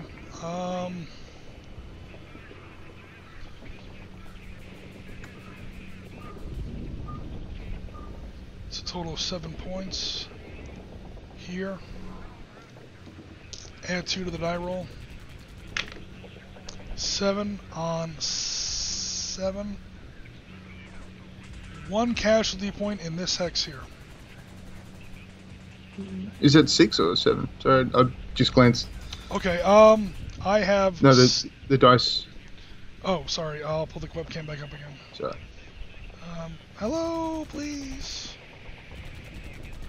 6, but it becomes, oh wait, it becomes an 8, sorry. Never mind, I missed. Because that's negative 0 plus 2, never mind, yeah. 3, add 2 to the die roll. Basically I need a 4 or less. Strange things have happened. 1, 2, 3, 4, 5, 6. Again, I need to roll a 4 or less with this guy. We're pretty much almost panic firing at this point. Oh, close. He almost sniped somebody. We have 6 and 6. Those are both going to be on the white row. I have to add 2 to the die roll. I have to get 5s or less. So 2 chances out of 5, 1 stack, 2 stack. Actually, this stack needs a 4 or less because, again, I'm shooting through those stupid trees. Alright, so first, 5 or less. That's a hit. Oh. That's a hit. And the other one is a miss. Alright, cool. So 6 points. I had to add 2 to the roll. It gave me a 6 on the 6th row. 2 casualty points assessed against this hex here. Are you putting down civilians, or are you giving the casualties to your guys instead? Yeah, I'm going to have to put down the civilians. That's just too much of a hassle there. Civilians are killed! Dylan, you monster! Now, those civilians do not count as a penalty for you. You didn't kill them. The Taliban shot them, but at the same time, you failed to save them, so you don't get the award for keeping them alive, for evacuating them safely. On the same time, though, they had 2 chances, dude. 2 chances at an 8 or less. They just didn't want to run away. But now they are... Your guys did try, twice. That will go in the after-action report. Alright. And I think I have to pin the half squad too, don't I? No, the civilians count as 2 casualty points. Oh, 2. Okay, cool. Yeah, so if you eliminate a casualty, they actually, sadly, ate up all the casualty fire, yeah. Oh, awesome. I mean, terrible. Yeah, I gotcha. I think that's it for because of my mortar strike went and fired, not in range, no line of sight. Okay, that will be it for my direct fire phase. Go to my movement phase. Again, I'm terrified of moving because those snipers are going to do something stupid. It's not going to be until he actually gets into these objective hexes that I really have to move to fall back and try and gain those objective hexes. Okay, that'll be it for my movement phase. To your defensive fire. Cool. I don't think I have defensive fire. No, instead of taking defensive fire, you can also search for IEDs. I think I'd rather take defensive fire. Okay, just to be honest, yeah. Let's start with J9. Okay. Got it. Let's finally use up this law. Oh yeah, you're within range of the law now. So that's going to be 2 plus 12, 14. That law is a one-use only weapon, but that's 5 points. That's going to be, what did I say, 19 total points. Yep. The medic cannot help. So it's going to be 19 total points. That barely puts you on the blue row. If there was ever a time to use a law, it's now. Because yeah, you're at 19 to 28 row. That puts you back on the fighter bomber strike table. So +2 for my building cover, -2 for your commander bonus, equals a total of no bonus, no penalty. So let me get your webcam on the table here. Yep. All right, you got to roll as low as you can. Come on. An 8. An 8 with no penalties and no bonuses just gets read as an 8. That is 2 casualty points. Oh boy, he pins down both of those. He pins down everything in there. So I'm going to spend 1 point to pin down the officer. I'm going to use up the other point to pinning down the half squad that's in there. The support weapon gets pinned down with its crew. So basically that whole stack is now pinned. And that's the end of Mr. Law Rocket. Yep. Nice. Might seem weird, but Kilo 10 is also going to shoot into J6. Okay, that's actually not a bad move because now it's all pinned. Yeah. All right, you do have line of sight. Oh man, what's in there? Looks like 2 half squads. That's 12, 14, 15. No, it's 12, 14 with the sergeant, and then 17 with the light machine gun, or the heavy machine or medium machine gun. It still keeps you on the gray row. Add 1 to the die roll. Is the net. Oh. Ooh, I see a 1. 2 1s. Okay, we may be valorous. So number 1, Ooh. dude, this stack is friggin' gone, man. It's it's a grease spot. Taliban KIA. Goodbye. Have fun with your 72 versions. You are out of here. Now. Oh boy. Casualty rating. I need to get a little tray. I'll look at the answer. Okay. Officer has to roll a 6 or less on 2d6. However, elite officer, make that a 7 or less, -1, he applies it against himself as well, 8 or less on 2d6 to see if that officer becomes valorous. He's valorous. That the 2 half squads have to roll a 5 or less. They each get a chance. Okay, first one. 7. Nope. And the second one? 4. Alright, cool. So let me get a couple of medals here.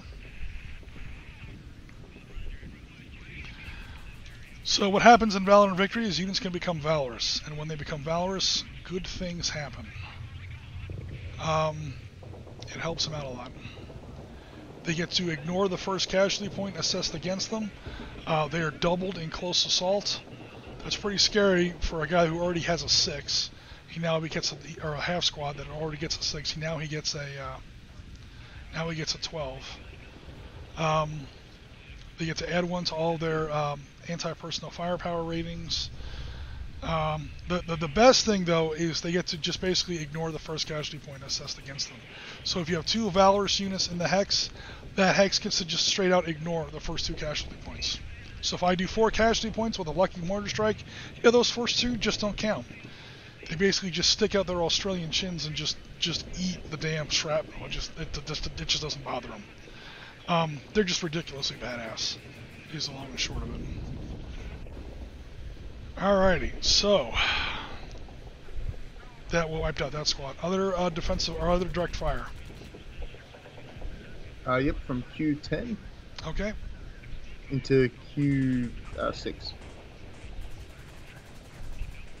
Q6 is Oh, empty. sorry, 06. Okay, no worries. Alright, so we have a total of 2, 8, 23. Because everyone's not pinned for a change. Oh man, you're back on the blue row. Okay, blue row, go ahead and roll. You have to net add 1 to the die roll. 8. 8 becomes a 9 on the blue row. That is 1 casualty point. That's cool. I'll take that.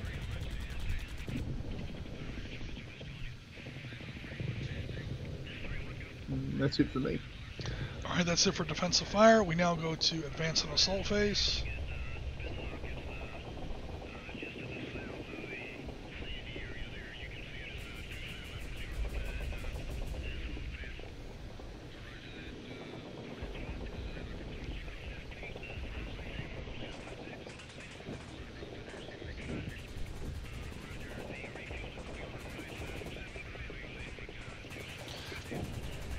Okay, that will be it for my advance and assault phase. I do have a possible rally phase. I'm going to try and rally this guy that you just fired up. No officer, Taliban are not elite. That means no special rules apply. Let me get this out of the way. We're looking at a 6 or less on 2d6. He makes it. Nice. He comes back. I'm not going away yet, damn you. Alright, and that will conclude Taliban turn 2. We now begin Australian turn 3. See what else is going on in Mr. Chat here. Right, they came from the land down under to kick some ass. Rasmus, I have no idea what you're referring to. The RPG this morning was set in a fantasy 1600s of our own making. Awesome. An isolated new world. That was most of the new world in the 1600s. Especially on any of those Caribbean islands. But really any of those colonies were pretty much on their own for... That's why half of them didn't make it. Especially in North Carolina, Virginia, all those places, infamously. I love the paintings we have at that time of guys in like the American backwoods dealing with natives, but they're wearing like big puffy pants and the crazy helmets they had back then. Oh, yeah. Sort of, it's just such a bizarre look. Like the big Indian headdress and the Spanish conquistador locked in a battle of whose hat is more ridiculous. We don't Giant know. feathers everywhere. Yeah. Everyone's just feathers. It's just... That's what they should have done. They should have just engaged in like some friendly feather trade. They could have avoided a lot of problems, but that's not what happened. Okay, so we start with your command phase. None of your guys are pinned. Any support assets? Oh yes. Oh no! He has 1 airstrike left. Yep, and I'm going to use it. Okay, he's calling in his airstrike. Here comes the Hercules for a second pass. After this, their guns are dry because, of course, they're supporting other Australian units, maybe even some Dutch units. Okay, so where are you calling in the second Hercules strike? What I'd love to do is to drop like a shitload of cannons on N4, but I can't see it, so I'm going to have to strafe from M5. You can't see it. That's actually true, yeah. So M5? The guy there by himself. Oh, really? Well, and then I'll strafe towards the mortar. There you go. Yeah, that's legal. All right, cool.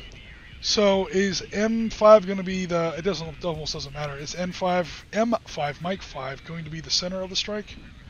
Yep. So it's going to hit L5, M5, and November 4. Cool. Yep. All right, cool. With the -2 officer. With the -2 officer. Cool. So roll a D6 I need to roll hits. Yep. 2. Okay, it does land where it's supposed to. So it hits those 3. Ooh. Let me change color here on my little John Madden CBS chalkboard. Boom, boom, and boom. Nothing to worry about there. Okay. Okay, now roll on the blue column. -2 +2 for my building, so no bonus. -2 on that. You just roll 2d6 on the blue row. 8. 8 with no modifiers is 2 casualty points. There's only 1 casualty point in there. So this clown is toast. Splat. And now, ironically, back here, those guys are in the open. Why are they in the open, you might ask? You're not allowed to fire mortars from inside a building. Valor Victory does not believe in the Soviet Stalingrad rule. So, it also makes mortars too powerful. So, he has to be in the open. I put him in a place where he was pretty much safe from snipers, not safe from Spectre gunships, because, let's face it, nothing is safe from a Spectre gunship. Alright, so you get to roll 2d6, -2 for your officer, -0 for my terrain, because I'm in the open, so just subtract 2 from your roll. Oh, an 8 goes to a 6. 8 goes to a 6, that is 4 casualty points. I don't think there's any way for me to save that. I think Mr. Jahani has at last fought his last battle. He's probably an old mujahideen from the Soviet invasion days, but I think he's done. So 4 casualty points. I can kill 2. Even if I pin him down, that's still only 3. I have to assess 4. Yeah, there's no way around it. That is the end of Mr. Jahani. Oh god, how did the metal get there? That's not what I meant. Hold on. That wasn't supposed to happen. I'm gonna get put on a list somewhere for those gunship, those glorifying the those Spectre crews must have a sense of humor. Let's start throwing. Here you go. Here's your Purple Heart, Mr. Taliban.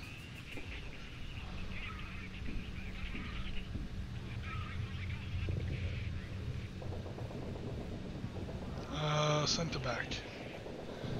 Alright, cool. That was your last, whatchamacallit, that was your last fighter bomber strike. That was your last Spectre gunship. He is now, like happened in history, out of ammo. He is RTB. His guns are dry. That's cool. I'm happy with what they did. I'm very happy. I was going to say, I would hope you would be. You just killed my commander. Who do I even have now to take over? Do I have any officers left? I have one guy over northwest. Here. Yeah. Mr. Hamed. He's my only leader cool. left. He can run across that open ground, can't he? He's holding 2 objective hexes. He's happy where he's at. He's doing his part. Alright, so we now go to... Oh, the rest of your thing is your team automatically rallies. Yep, and I'll be splitting basically everything. Oh, okay, cool. Let me zoom in because this is going to get a little hairy. It's going to get nasty. Oh, that's cool. Think Roanoke. Yeah, that was exactly what I was thinking about. About isolated colonies that did not make it. So we have 2 full squads here, right? Okay. At one point in the middle of the French-Indian War, there was no one beyond the Blue Ridge Mountains. Like, all the colonies beyond there got wiped out or fled. So it's like, yeah, those colonies didn't really do too well. Even later on.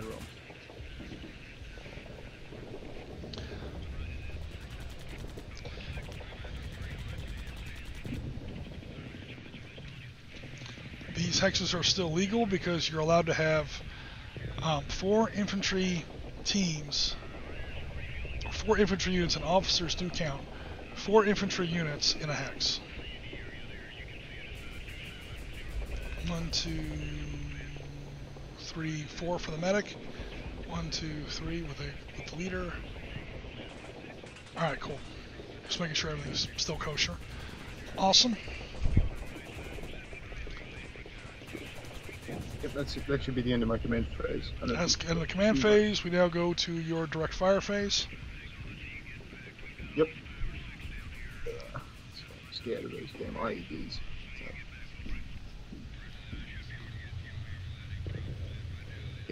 Yeah, I'm gonna have to look for IEDs with.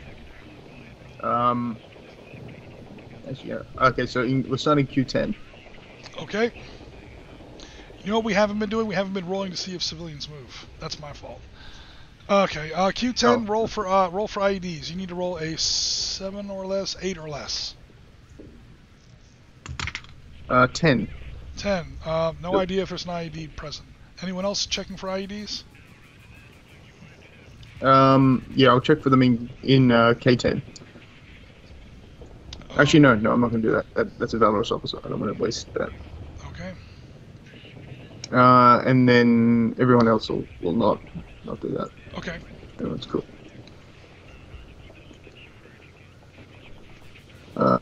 Direct fire. Yep, direct fire. Let me see. So J9. The failed roll over here only had to use up the officer and 1 half squad, so the rest of the stack can still fire. Yep. All right, cool. Cool. Actually, yeah, we'll go from right to left. So Okay. the 2 half squads in Q11. Okay. Adding a FN mag in there as well gives a total of 15 points. Cool. That puts you on the gray row. Who were they shooting at? Q6. I'll go for Q6. Okay. 06, I got you. All right. Oh, sorry, 06. No Damn it, I worries. gotta remember that. I'll keep doing that. No bonuses, so you have to add 2 to the die roll. Double. Another snake. Oh, that's why he's winning this battle. He's rolled snake twice in a row. He's going to have more valorous guys. Check this out. I'm glad I have the camera on. That's Oh, my god.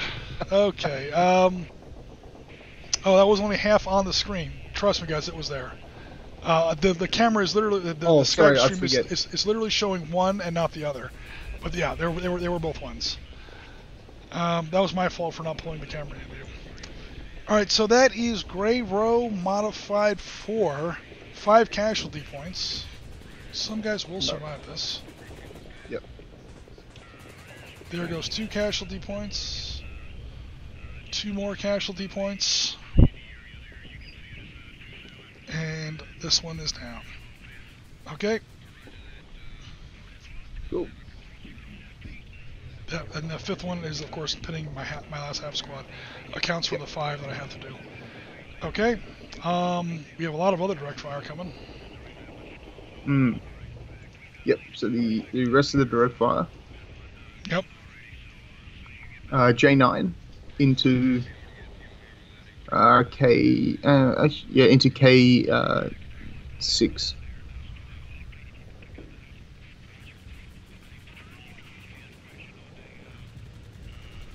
All right, yeah, there is line of sight there.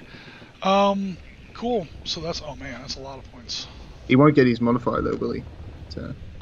Because he used it on the airstrike, correct? So it's going to be a total of 12 points only.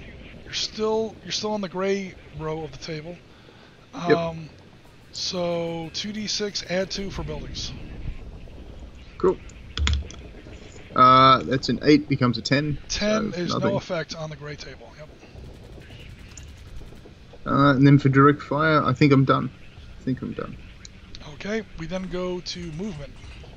Okay, this is going to be a little crazy. K10. Yep. Is going to move to K9.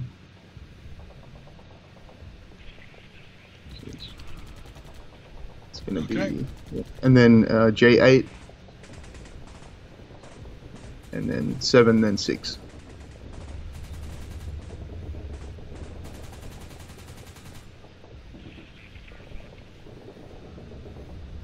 One, 2, 3, 4, 5. Yeah, they can do that. 1, 2, 3. Yeah, with an officer they can. Do I want to take fire in K9? J8, I can also see him. J7, I lose sight of him.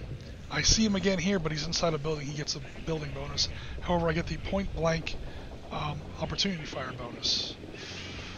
I will wait until you are point blank, which sounds crazy, but I'm going to go ahead and do it. So point blank opportunity fire.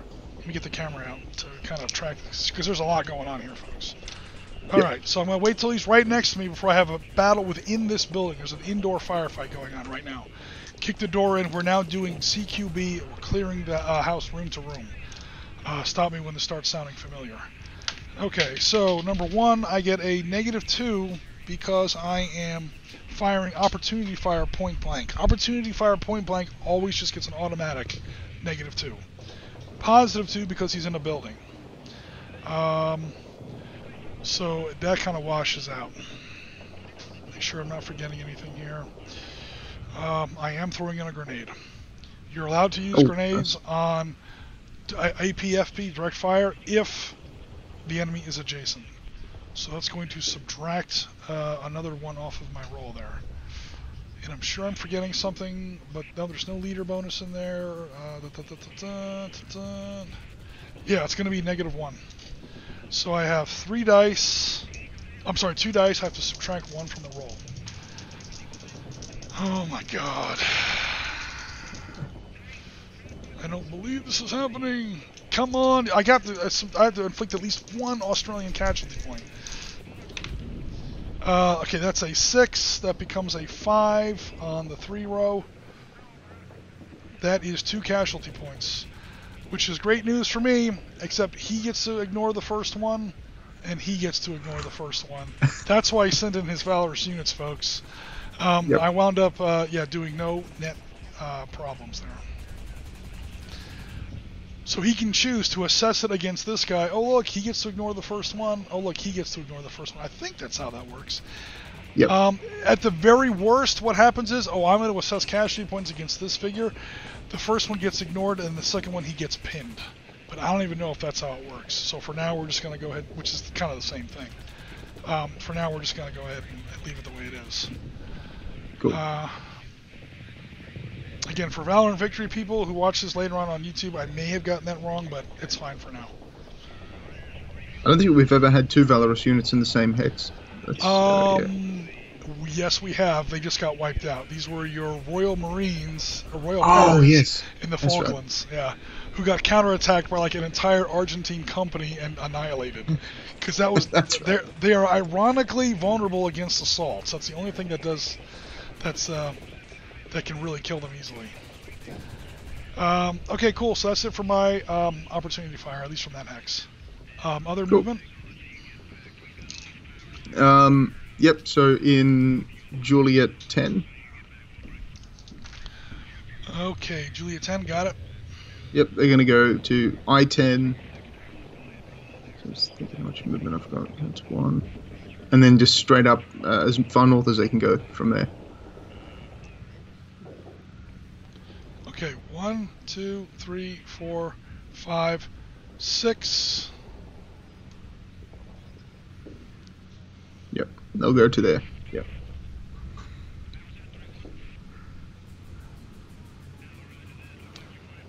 Oh god. Unfortunately, they can't duck into that building, but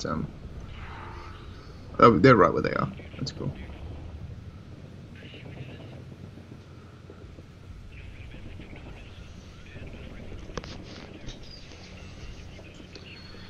Okay.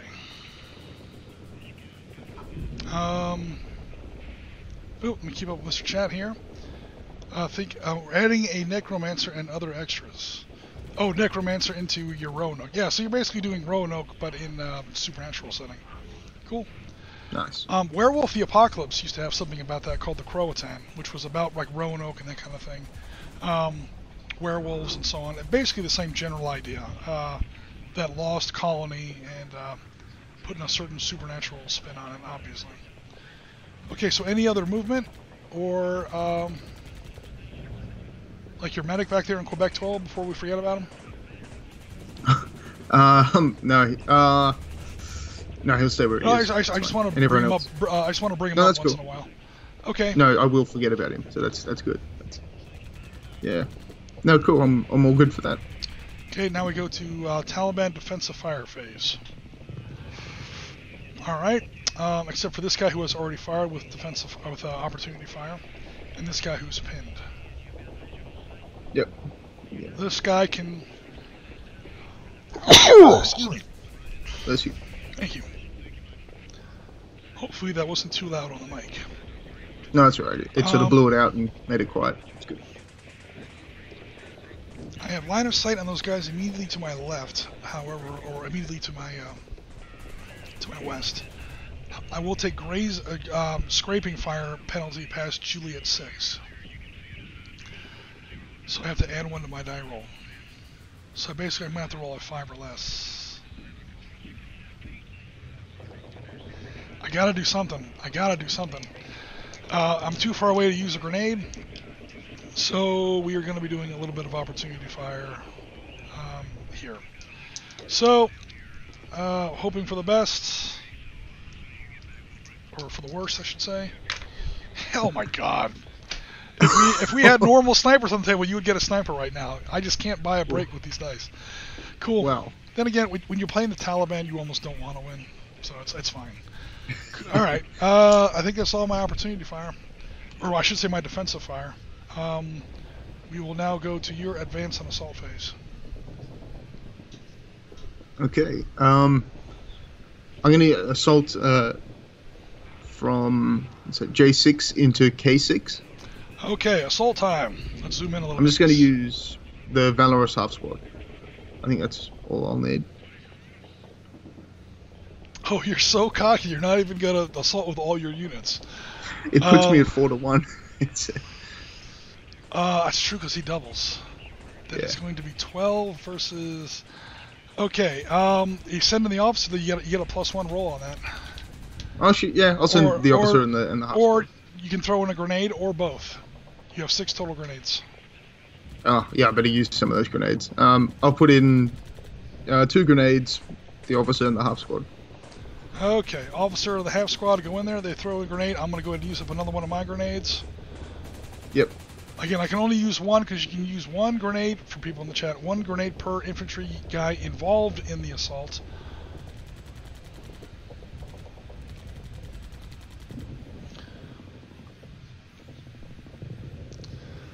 Okay, so it is 4-1, -2, -3,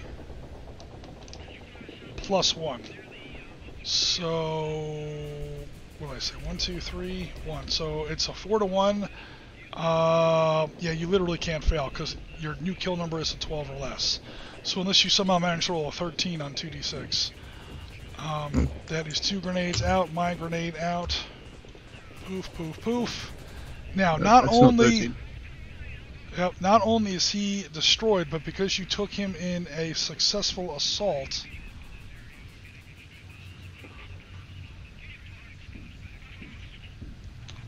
he counts as a prisoner of war. Yep. If you can successfully evacuate him. Yep. And then the other half squad with the mag will move in. With assault and movement phase, he moves into the same hex? Yeah, he'll move in the same hex, yep. Okay. Any other assault and movement? Yeah, the other guys will go into J5. Okay.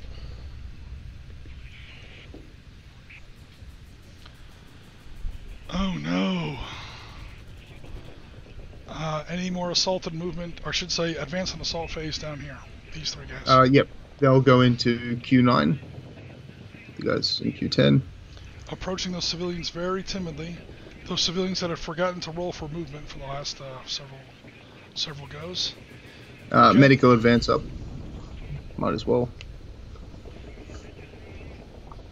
And then those guys there will move into J8.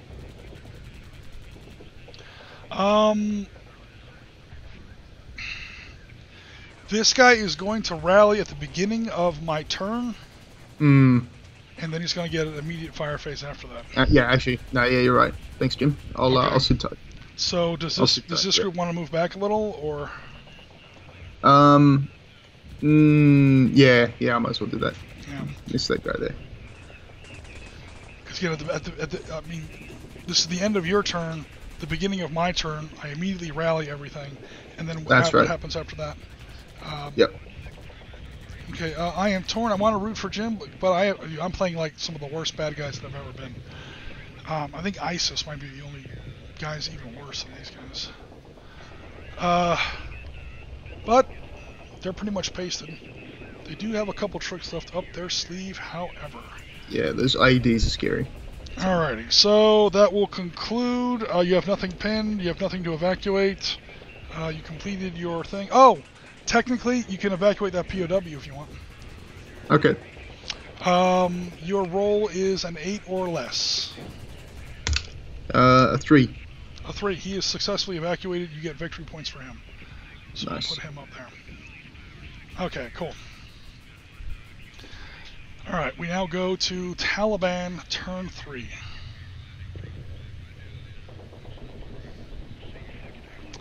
We begin with command phase, which means a rally. We then go to direct fire phase.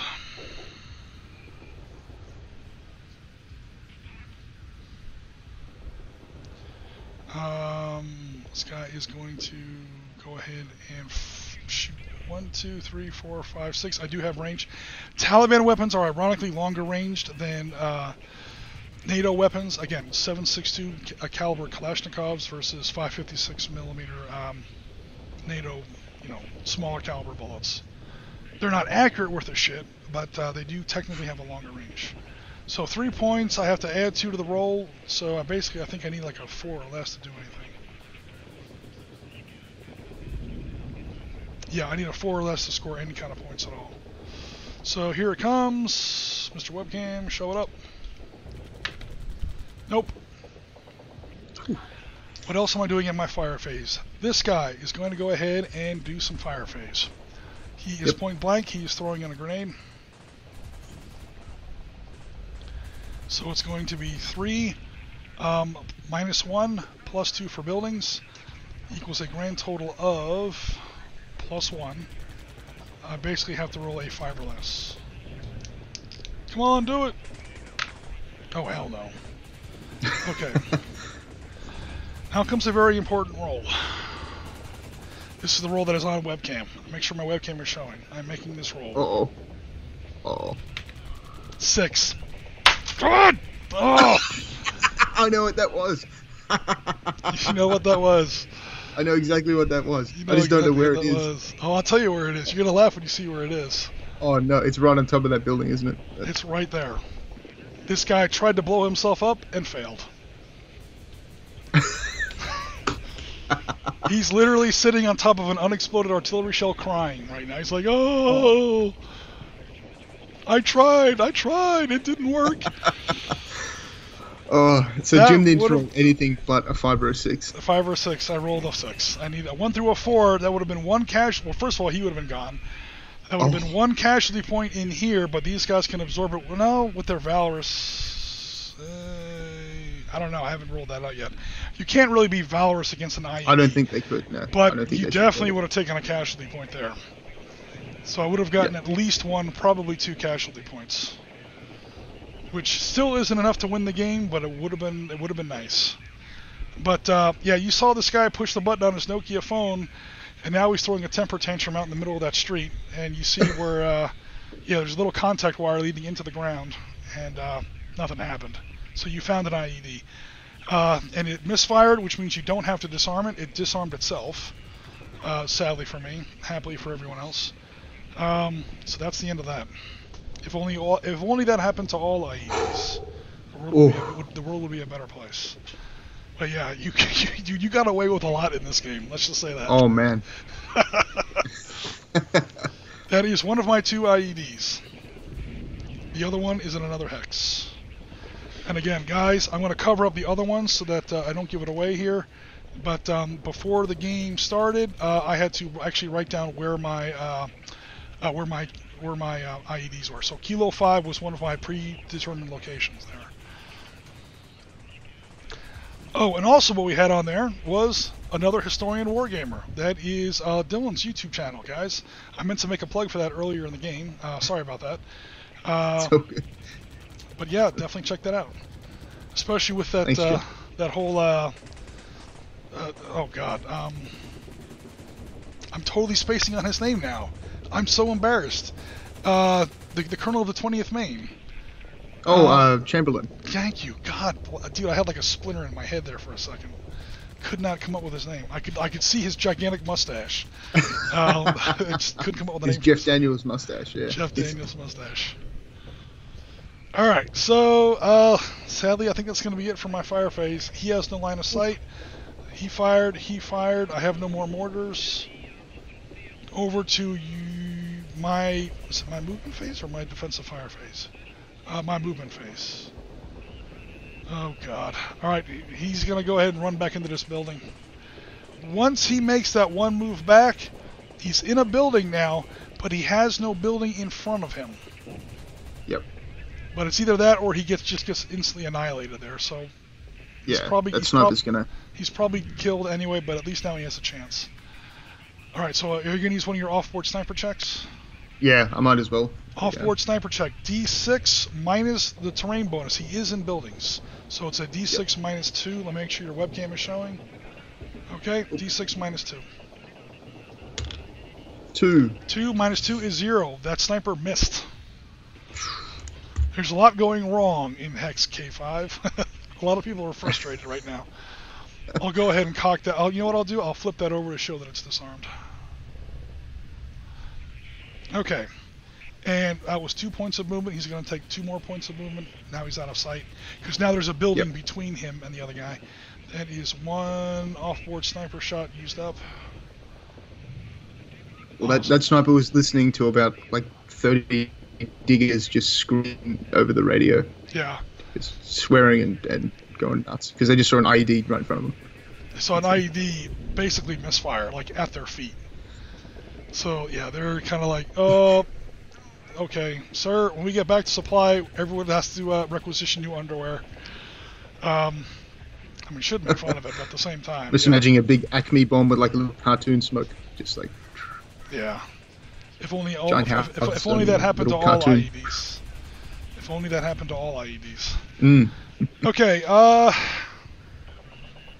so, other movements. I'm safe by moving here, because I got a building between me and the southern edge of the board. Yep. These guys over here are staying put. Come on, hide. These guys are staying put. So, yeah, that'll be it for my movement. We go to your defensive fire. Cool. Cool. If I back up a second, the sniper missed. These guys could have still taken opportunity fire on this guy if they wanted to. Yeah, they'll do that. They'll definitely do that. Yep. So that is, we'll do the first group first. That is a total of 6, 6, and 14 plus 1. So gray column plus 1. 5. Becomes so 6 on the gray column. That is 3 casualty points. He's dead anyway. Cool. That was this group here. This group has defensive fire. They technically do have a target. Oh, it's scraping. Oh, yeah, they do. It's scraping past November. That's 5, insane. But they do have it. Okay. Yeah, let's have a shot. So, again, for people in the chat, you're allowed to shoot past. Okay, so center of his hex to the center of my hex goes directly past blocking terrain. Where it's like literally a 50-50, kind of a call. Valor Victory does allow that at an additional -1. So he takes -2 for my buildings, and he's going to take -1 for that scraping fire for a total, I should call that plus, for a total of +3.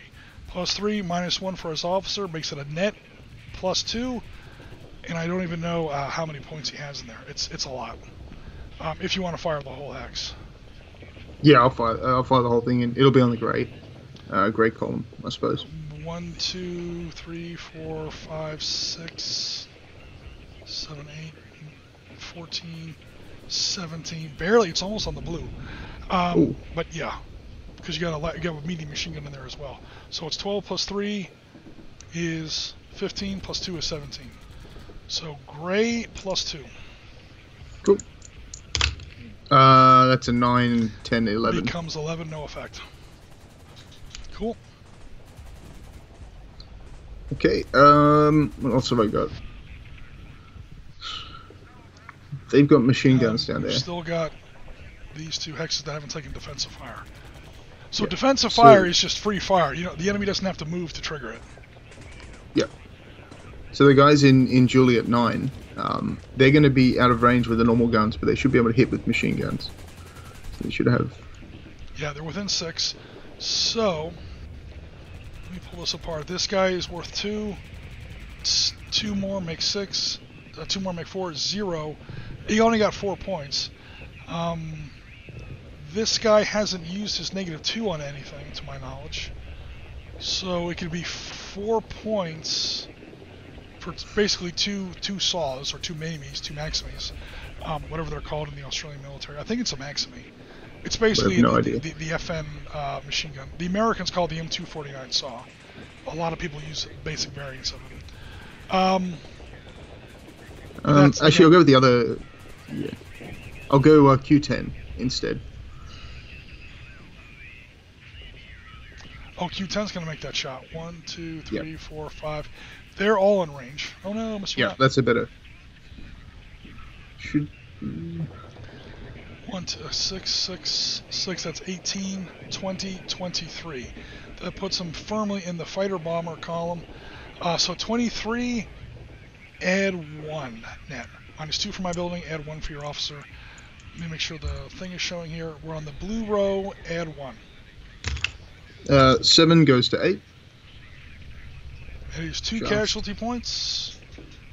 There's only 2 casualty points in there, so even if I pin him, that's 1. I still have to assess more casualties against him. He's destroyed. Nice. Okay, that frees me up. I don't think that Juliet 9 has anything now. He can technically see those guys to the far northwest, he just can't reach them. Yeah, that's cool. I'll do some moving with him instead. Okay, that will be it for, well, actually I think we're in my turn right now, right? That was your defensive fire during my turn. So now my advance on assault phase, he'll stay put. They'll stay put, they'll stay put. Okay, that's it for my advance on assault phase. I have no after action phase. Nobody's pinned. We'll go to Australian turn 4. Okay. Alright. I need to make a break for this objective. Well, technically, we're just now entering the second half of the game. The game's obviously going to go a lot faster now, but. Well, let's hike this. Command phase. I don't want to merge anything. Command phase. Yeah, you've used both your support missions. There's nothing to combine or whatever. Yeah, so we go straight to your direct fire phase. Right now, literally no one has direct fire. So we go to movement. Yep. I'll move the guys in Juliet 5. Okay. And they'll go 1, 2, 3, 4, oh, 5, sorry. 6. Before I skip, also in direct fire phase is when you would search for any IEDs if you want. Yep. Okay. No, I'm all good. Okay. They're going to go to F3. So straight line to F3. 1, 2, 3, 4, 5, 6. Cool. How close are they to... Ooh, opportunity fire. You're not in the open, so I get no bonus. I might as well wait. Cool, so I'll bring the map back up. Alright, so, goddamn, where were we? Okay, your movement phase. I just selected to not take opportunity fire at the moment. I can take defensive fire later. There's really no benefit for me taking opportunity fire, so... Yep. Maybe something else will move that's a little bit juicier. So, okay, go ahead and continue with your movement, please. So K6. Yep. We'll move up into K3. Just tag that objective. 1, 2, 3, 4, 5. No worries, you've got 2 objectives now. Yep. The guys in Q10 will move into 1, 2, 3 into P6.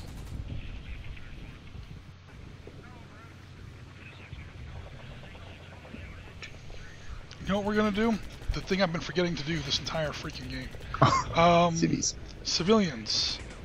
Odds they 1, 2, 3 they don't move. They do move in direction number 3. 1, 2, 3. Wait, 1, 2, 3. So apparently they're running straight towards you. Help us from the Taliban. Okay. These 2 guys over here, that's Q8. Or these guys over here, that's Q8. 6, they do move into direction 5. 1, 2. So guys, that's the way it's supposed to go. I've been screwing that up. We always do that. Before every movement phase, we're supposed to remember to move civilians. We keep it randomized, whether or not they move or not, and if so, in what direction.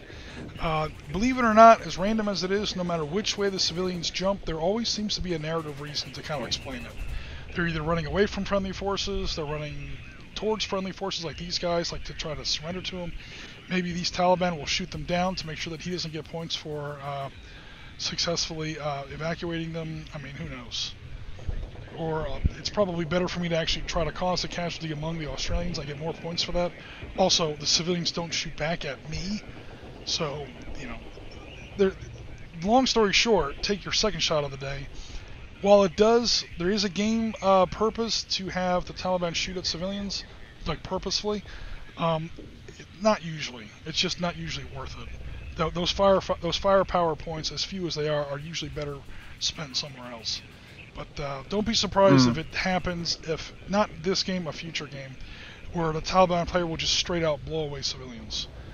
There is a game purpose for them to do that, by design. I mean, you are playing the Taliban. The Taliban they're not exactly freedom fighters. They were largely despised across wide areas of Afghanistan. Yep. All right, so by the locals. They're not like your typical, you know, Viet Cong freedom fighter kind of people. Okay, so enough jabber. Let's finish up your movement. I think you've got one stack left and one civilian. Yep. So the guys in Juliet 9 will go from go to 8-7. So in the north. We'll go to H7. Sorry, Juliet 8, Juliet 7. One, okay. 2. Yep. And then end up in H5. So just 1, 2, 3. So 1, 2, 3, 4, 5. They got one movement point left, unless they're happy there. They'll go G5. All right.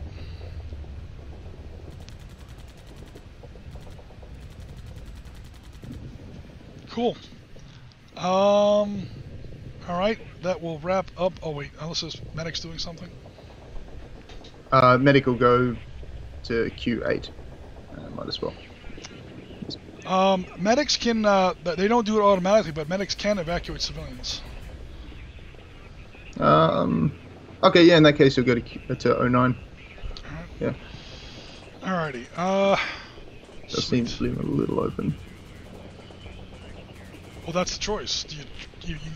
It's not just, encourage the player to be a good guy. You literally get points for evacuating civilians. Yeah, no, I'll do that. You can play the game as cold, as analytical as you want, and the point of victory point, the point of victory points, that was dumb. The reason for good victory point design is to encourage players to and give them real rewards for, you know, doing certain things that you kind of, air quotes, want them to do. Yep. Like, either go out of your way to rescue civilians or go out of your way to murder civilians in the case of the Taliban. There's literally a reason for them both.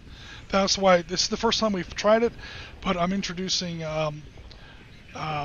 actual victory point awards for successful evacuation of civilians. Okay, so that's going to be it for movement. We go to Taliban defensive fire. I can either shoot at civilians in the clear or these guys in the brush. I will shoot at the, I got a pretty good force in there. 3, 9, 11. I'm going to shoot at that's my last real good shot left. I'm going to shoot at the Australians in the brush. It's going to be +2 for your woods, +3 because I'm scraping fire past E4. So again, my fire is kind of doing center dot. It goes right down the hex line. And when it does, guys in the chat, when you scrape past intervening terrain, you, again, Valor Victory does allow it, but it does assess an additional penalty. So for now, I'm going to go ahead and take, that's 11 I said, yeah, 11 is just barely puts me on the gray table. Oh my god, I get to shoot on the gray table too? Wow. Yeah, that's what I'm saying. I'm not going to. That's my table, dude. I'm not going to. That's my table. I'm going to drop my dice on the floor because I always do that. And I get one good roll game, Valor Victory. Come on, man. You took away my IED. I feel terrible saying that, but... I'm just interested to know where the other one is. You are, huh? Well, I tell you what. I think I know. Why don't you come step on it, and we'll show you where it's at. Oh, God. Please give me a good roll. There we go. 4. Oh. So that is... Good.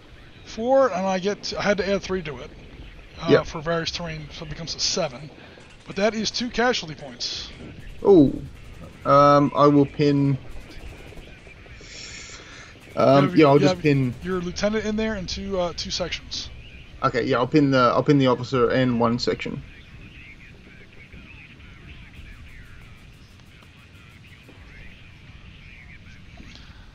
Okay, so we actually didn't do any casualties, but we did cause some problems. All right, sweet. Next, we will go to. That's it for my defensive fire. Your advance and assault phase. Yep. So the guys in Papa 6. Papa 6, got it. They're going to go into 06. Is that Oscar 6? Yep.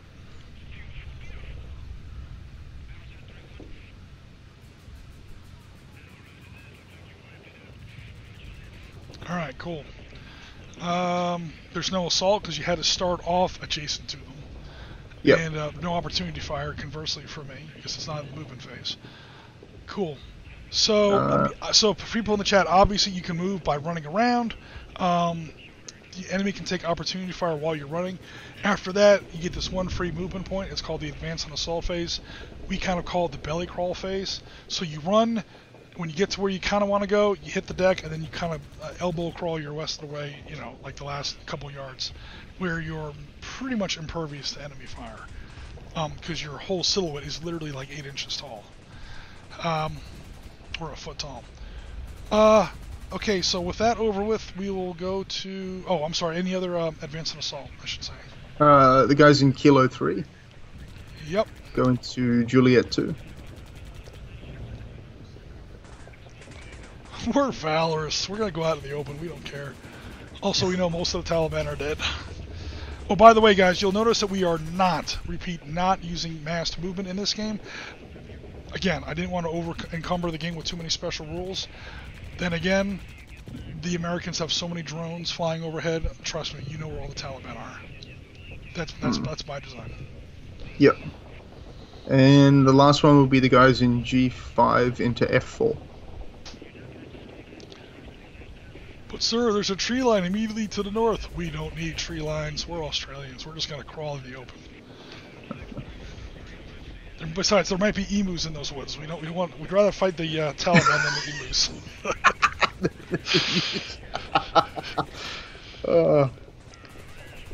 Alrighty. We go to after action phase, and the only after action phase we have is possible rallies. So the officer does not get to add his bonus because he's pinned as well. However, the elite bonus still applies. So we're looking for 7s or less on 2d6s. So you roll first for the officer. Okay, first one. 4. The officer rallies. Roll for the half squad, 7 or less.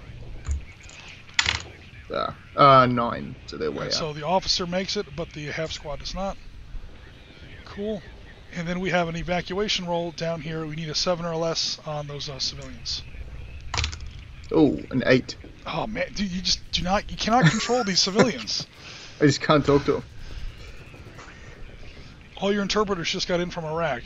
No, they don't actually speak the same dialect as the people in Baghdad. You're not in Baghdad anymore. This is the Kandahar Road, sort of. Well, the language is fine. It's the accent that's throwing them off. They can't get they're dragging their A's too much. Actually, is there an actual difference? Afghan is they actually don't speak like Farsi Arabic, I don't think. Gaz might know this. Is it Pashtun? It might be. Then again, I think Afghanistan is one of those countries where there's a whole bunch of languages being spoken in there. Yeah, but whatever, the interpreters here are not doing their job. The civilians remain panicked and on the battlefield. Okay, so that's going to be it for Australian turn 4. We now go to Taliban turn 4. So Taliban turn 4, command phase. I've got nothing. Direct fire phase. Oh hell yeah! I got 1 grenade left, and I'm going to use it. Uh-oh. On a point-blank direct fire phase, I have a grand total of 3. I have to add 2 for buildings, subtract 2 for... add 2 for your buildings, subtract 1 for my grenades. So net add 1. Cool. That's a 5. That becomes a 6 on the 3. I think I just barely missed. Nope, I did 1 casualty point. No, yeah, 6 is it. I'll glance one of the squads. Sorry, glance. Pin one of the half sorry. squads. Okay. He managed to do something. We just can't actually make any casualties stick. That damn body armor. Okay. Awesome. We'll now go to Taliban movement phase. We're fine. Over to your defensive fire phase. Oh no. I wonder where we're going to go. Let's start in Oscar 8. Whatever. Yeah. Oscar 6, sorry. Oscar 6. This one's pretty basic. 9, 11, 15 total points. No, 17 total points. 2, 1, unless you're throwing in any grenades because you're point blank. No, I'm all good. Okay, so it's going to be 17. You have to net add 1 to the die roll. Your favorite column. 8. 8 becomes Goes to 9. You should have thrown a grenade. Damn. That last guy survives for now. Okay, I don't think there's... you right. do have direct fire here, but you were shooting into buildings, and you'll be scraping past tree line in Echo 4. So, you have a fire phase there, it's just not a good one. Okay, I'll take it. It's a total of 8 points in there, because the pin guy can't shoot. Add 2 to the die roll, 8. So, white row, add 2. Cool. 9, 10, Becomes 11. an 11 useless, hell yeah. And I think that's it for your defensive fire phase. Over to my advance and assault phase. I'm gonna sneak away. Yep. Guerrilla warfare, man. He's hiding from that sniper, too. At least I think he is. Uh-oh. He is now, yeah. Is he? Yeah, I can't shoot you in this phase anyway, so it's... Snipers can only fire during opportunity fire phase. Oh, it's Yep. advance and assault. Sorry, thank you. Yeah. Yeah, you're That was right. good. I'm like trying to commit suicide here. Put myself out of my misery. So that's going to be it for advance and assault phase. Cool. We're now going to go to Australian turn. Turn 5. 5. Yeah, now you are running out of time. Yep.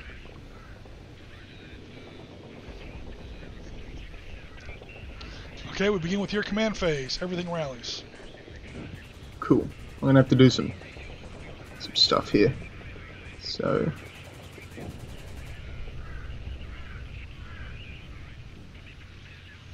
Cool. And that's going to be it for command phase, because there's no airstrikes I'm left. gonna merge. Snipers happen. Okay, go ahead. merge the guys in E4. Sorry, in F4. Yeah, those two Take there. care of 2 half squads and merge them with 1 full squad. Got it. Any other mergers? No, that's it. All right. That's going to be... Okay, now we go to your direct fire phase. I don't think I have my... No, I'm not going to do any direct fire.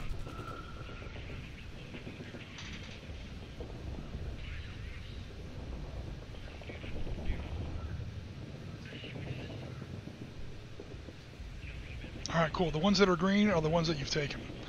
Cool. Cool. Unless I get another guy to them and steal them back. Alright, so, awesome. What else is going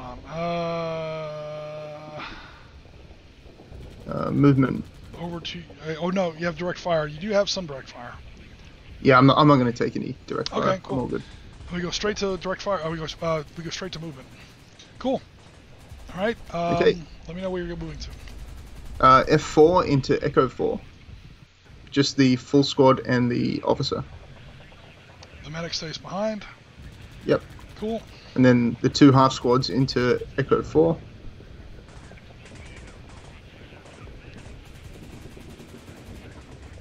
And then the medic and the sergeant will both go to G4. So they both sort of fall back. A little reserve force. Yep. All right.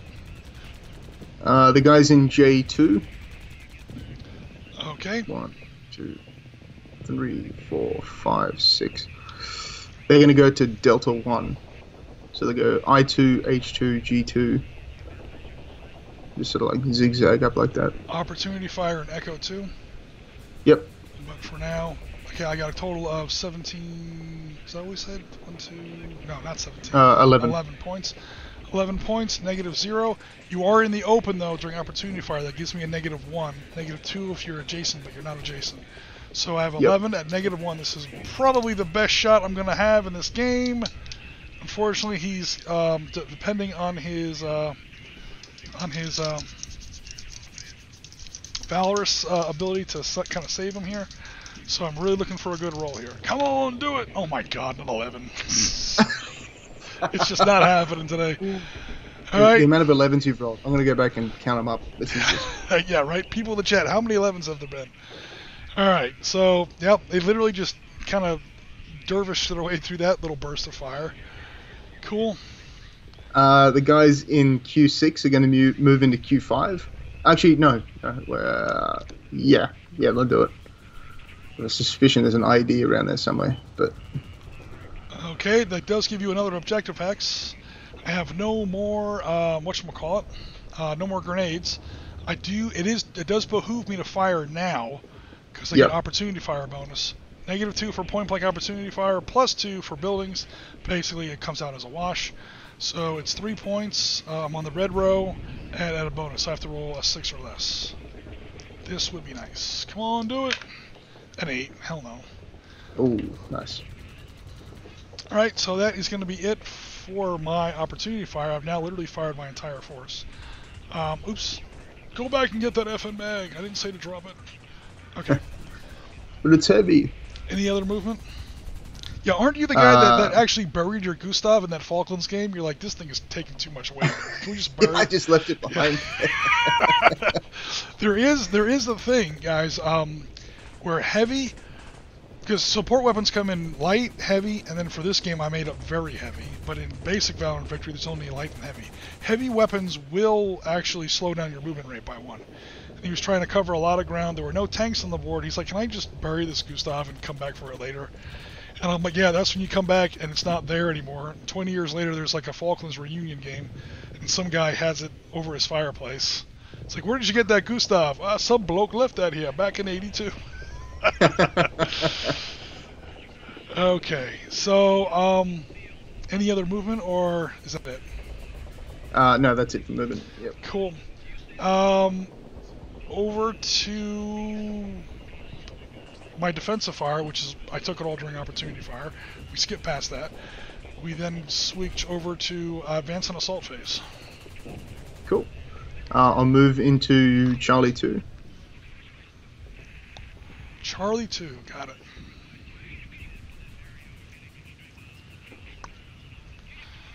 Alright. And I'm assuming there's an assault coming on October 4? Or Oscar 4? Yeah, I'll do an assault. Because you're actually adjacent to him now. Yeah, I'll just take two half squads and 2 grenades. I don't want to risk too much stuff. Actually, no, I'll just put everybody in, put in 2 grenades, and that's an auto win, I think. So. Yeah, because you are... Oh, you know what I didn't do? This is my mistake earlier, but I'm sure you would have just pinned a guy and rallied him afterwards, so no worries. Even on a successful assault, you do take 1 pin. Yeah. You do take 1 casualty point per infantry unit in the hex. So back here, you should have taken 1 casualty point. You could have pinned him and then rallied him afterwards. So I don't think it would have caused a big problem. At here, we'll do it right. Yeah, because you're at 4-1, subtract 2 from the die roll, which gives you a 12 or less. You literally can't not roll that. He's toast. We have successful assault. Not only that, but that's an additional prisoner of war, because you took him in a successful assault. Yep.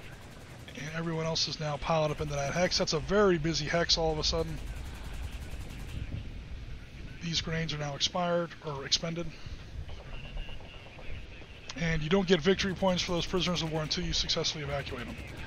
Okay, Speaking of which, we're now at the after action phase. After action phase begins with Try to evacuate these civilians. You need a 7 or less. For elite medic. Hey! Successfully evacuated some civilians. So we have evacuated civilians, evacuated prisoners of war. Okay, up here, speaking of evacuating civilian prisoners of war, there's an officer in here somewhere, right? So you have to roll an 8 or less because there's a -1 officer in there. Yep.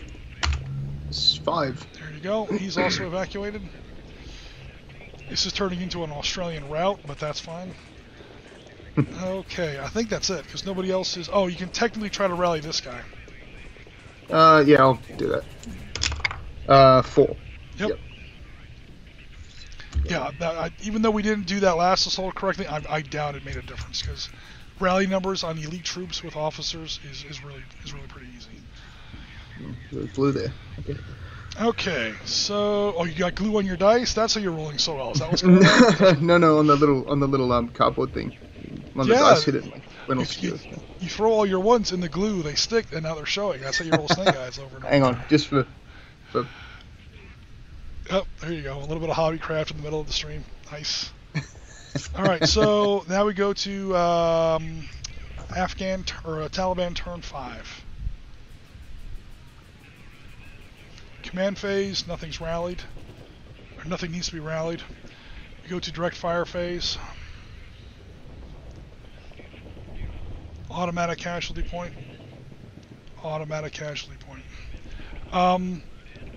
Well, you have to assess 1 casualty point. Do you want to take it on the officer, on the this half squad, or on this half squad? Take it on the half squad. Because, yes, Bravo 2 contains the Oh, other do we have to roll IED. for that? Ah, thank you. Shit. Watch me roll another 5 or 6 now. Oh my god, dude. If this happens again, I'm just going to quit. Sorry. No, you're right, though. You're right. A 1. Okay, this one actually does go off. Whew, okay. Alright, so boom. We do I had a have an feeling it was IED goes off. Yeah, so what I was trying to do on those IEDs was keep them out of your line of sight. Because you do have to be able to actually see where they are. So I try to keep them in little corners and blind spots and things like that. Now it does do a casualty point on me. I took off my casualty.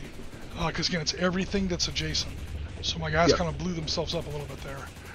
And we do have, for the first time in the game, I'm glad I got at least 1. I know that sounds horrible, but I mean, we can't have a game with a 0 score on one side. We do have some casualties. We have 1 casualty marker on the table that can be evacuated. If he bleeds out or dies, that's an automatic Taliban win. If he dies. So, that is going to be my fire phase. Now we go to the rest of my fire phase. I literally only have 1 little group left, and it's now diminished. 3 plus 2 plus 3 is 5. Plus 3 is 8. So I'm down to the white row now. You're in a building, so you add 2. I have to add 2 to this die roll. First of all, let me get this up so this shows and the webcam shows at the same time. There we go. Add 2 to this roll. An 8 becomes a 10. No additional casualties from the small arms fire out of Bravo 3. Nice. Sweet. That's it for my fire phase.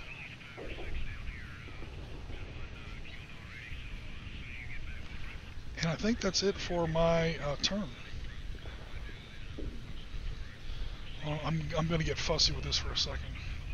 You have taken this objective hex. I just want to mark it correctly. Sweet. Alright, cool. So you've taken 3 out of 5 now. Actually, you've taken 4 out of 5 now, right? This underneath here is all an objective. Yep, there's an objective hex under here. Sweet. Alright, so that's the second IED. That one actually did go off. I'm very lucky the other one didn't. That's The other one would have been 2 casualty points, which would have been a lot more serious. Alright, cool. So I took my fire, there's something to rally, that's no advance on assault phase. That concludes my turn. Last turn of the game, turn 6. nice. Oops, come on, turn 6. So with the smoke grenades, Jim, how does it work to throw them? Is it just a free action in the command phase, or is it instead of moving or something, or instead of firing? No, I think you do it. Okay, an infantry unit before it moves. This isn't even my rule. This is 11.2 out of the Gospel rulebook. Okay. Cool. Before it moves, may place a smoke in its own or an adjacent hex. When an infantry unit places smoke, one marker is placed in the target hex, so it's a small smoke screen. And one smoke factor is deducted from the player's smoke supply. So you can place it in an adjacent hex. So you can place it in a hex that you're about to move through. You can basically throw it ahead of you and then try to close assault into that hex. Yep. Okay. Is what I think is going to happen. Alright, so yeah, so my command phase is nothing. Okay, cool. Nothing. So then we go to your direct fire phase. Yep, the guys in Echo 4. Okay. I'm going to try and just delete the guys in Bravo 3. Alright, so we're using some classic fire maneuver here, folks. If I read his move right, and again, I don't want to predict what he's doing, so I could be wrong here. Massive fire from one angle. This is literally the first thing you learn in boot camp. Not boot camp. First thing you learn in infantry school. You put down fire from one direction, and then you have a maneuver element do an assault from another direction. That way you don't mow down your own guys. What basically is literally fire and maneuver. You have an element and a maneuver element. So whether he meant to or not, it looks like he's using like classic, invented in World War I, and old tricks are the best tricks. The reason it's a cliche is because it always works, and this game does support it. So even if he doesn't kill everything here, anything that I choose to pin is going to be automatically annihilated when he does his assault. So anything that he pins here is not going to get an opportunity fire when he throws a smoke grenade into Golf 3 or Charlie 3 and then assaults. This is going to be a classic move here to finish off the game. So we're looking at a total of 26 points. Holy crap. -2, +2, so 26, no reductions. 11. Oh, that part didn't work too well. No, you have to actually hit the thing you're aiming at. Yeah, the whole point of fire maneuvers, you have to fire in like general area of the enemy. All right, so forget everything I just said. I know what he was trying to go for, but it didn't really work. Now it's up to those Valorous units up there. Any more fire? No more fire. Okay, we then go to your movement phase. Now, can they throw, the guys who just fired, can they throw a smoke grenade? No, because it says before moving. Before moving, okay. Sweet. In that case, the unit in Charlie 2 will throw one into Charlie 3. Okay, so there's a -1 smoke screen in there. So while you're in a -1 or behind a -1, that's just like basically temporary terrain. That's an additional one I have to add to my dice roll. Cool. It's not completely opaque, it's just a bonus. Yep. And then they'll move into that. Alrighty. He'll bring the FN mag with him. Boom. We now take point blank opportunity fire, obviously. Oh god. There's a lot going on here, guys. This is, Rasmus says where the Victoria Crosses grow. This is it. Because this is, if he's going to take any more casualties, it's going to be right here. So, when you're taking opportunity fire, you always get, or opportunity fire against point blank targets, you always get a -2. Because the enemy is up and running fully upright at you, and you get a full whack at him as he's coming in point blank. I really wish I had some grenades left, but I've used up all my grenades. So I have a total of, what was that, 8 points? 8 points, -2, -0 for my officer, +1 for that smoke screen. So it kind of dilutes it a little bit. So it's 8 +1. No, 8 -1. Sorry. -1. Yep. -1. The other thing that's going to help him out here is he gets to ignore the first couple casualty points. Don't die. Hold on to your butts. Come on, here comes Snake Eyes. 6 becomes a 5. That is 3 casualty points. He gets to ignore the first 2, which means he eats. And then I'll pin the officer. The officer gets pinned down. Oh my god! Boom, down goes the sergeant, or NCO, whatever. Down goes the leader. Yeah. Alright, and now it's okay. I was going to do something else anyway. I have another plan. Now we go to... I got a little bit more movement. Yeah, I got some movement. You gotta get a you know what, I'm not going to say what you're going to do. Just go ahead and do what you're going to do. Okay, so medic to Charlie 2. Medic with the That's officer, right? No, the officer will go into Charlie 3. When the officer's not with him, he only has a movement rate of 4. Oh shit. Yeah. That's what I Yeah, thought okay, you yeah, wanted. medic and the officer. Yeah, Yeah. that'll go. 1, 2, 3, 4, 5, 6. With the officer, he barely makes it. That's true, yeah. Very good. Good. Then everyone else That's is... why I thought you put the medic back there with the officer to give the medic... Basically, it gives your medic a faster movement rate. Okay. Yeah, no, I did, but then I forgot it was a building hex and a woods hex. I'm just like, oh, cool, 1, 2, 3, 4. So, Okay, I doubt it, but is there any other movement? I mean, back here you've got some stuff hanging no around. use at all. They've already taken all the objective hexes. This guy has no more civilians. He just runs up, he gets under cover. Oh, what's going on? We know where all the IEDs are now. Yay. Alright, cool. So there's nothing really going on back here. No one's going to swing in and steal in any more of your hexes, because my whole army is these 3 figures now. Yep. I have 4 guys, 1 guy, and 1 light machine gun, 1 medium machine gun. My army is now 5 people and a medium machine gun. And they're about to get assaulted.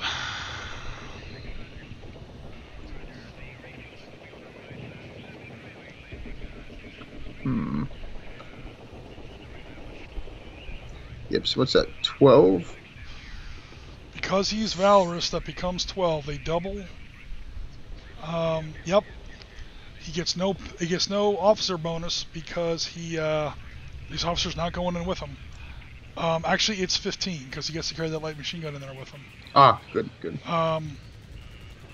you have any grenades left? Actually... You have 2 grenades left. You actually, I'm not literally going to use assault because it will kill me if I assault, won't it? There Because are I'll have 2... to pay plus a building. You don't... Oh, yeah, you're right. That might not be a good idea. No, it would kill me. That might not be a good idea. Yeah. Yeah, 1, 2, pin, and then dead, yeah.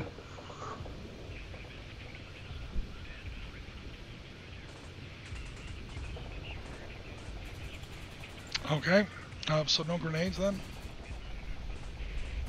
No, I won't do that. I won't do that assault. Alright, well, hold on. He gets to ignore the first casualty point, but it's going to be 1, 2, 3, 4 casualty points. He's going to take 3 casualty points that will knock him down to a casualty point. Then you have to run out there and whatchamacallit, secure him.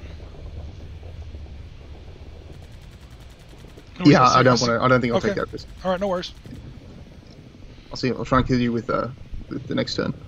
Well, there is no next turn. This is turn 6. Oh no, like I mean your half of the next turn. So. Oh, gotcha. Okay. Yep. Cool. In that case, try to rally that officer. Yep. You need a 7 or less. An 8. He does not succeed. Here's where I assault that hex and yes. Try to evacuate that casualty. He needs an 8 or less because he has -1 officer with him. Is the medic automatic or is it still? Oh, yeah, the medic automatic. Yep. Yep. Cool. No worries. And I think that's it because no one's stacked with civilians. All right. Cool. That will. Can I move pin down men in the assault phase? Or not? No. No. So not if they're pinned. No.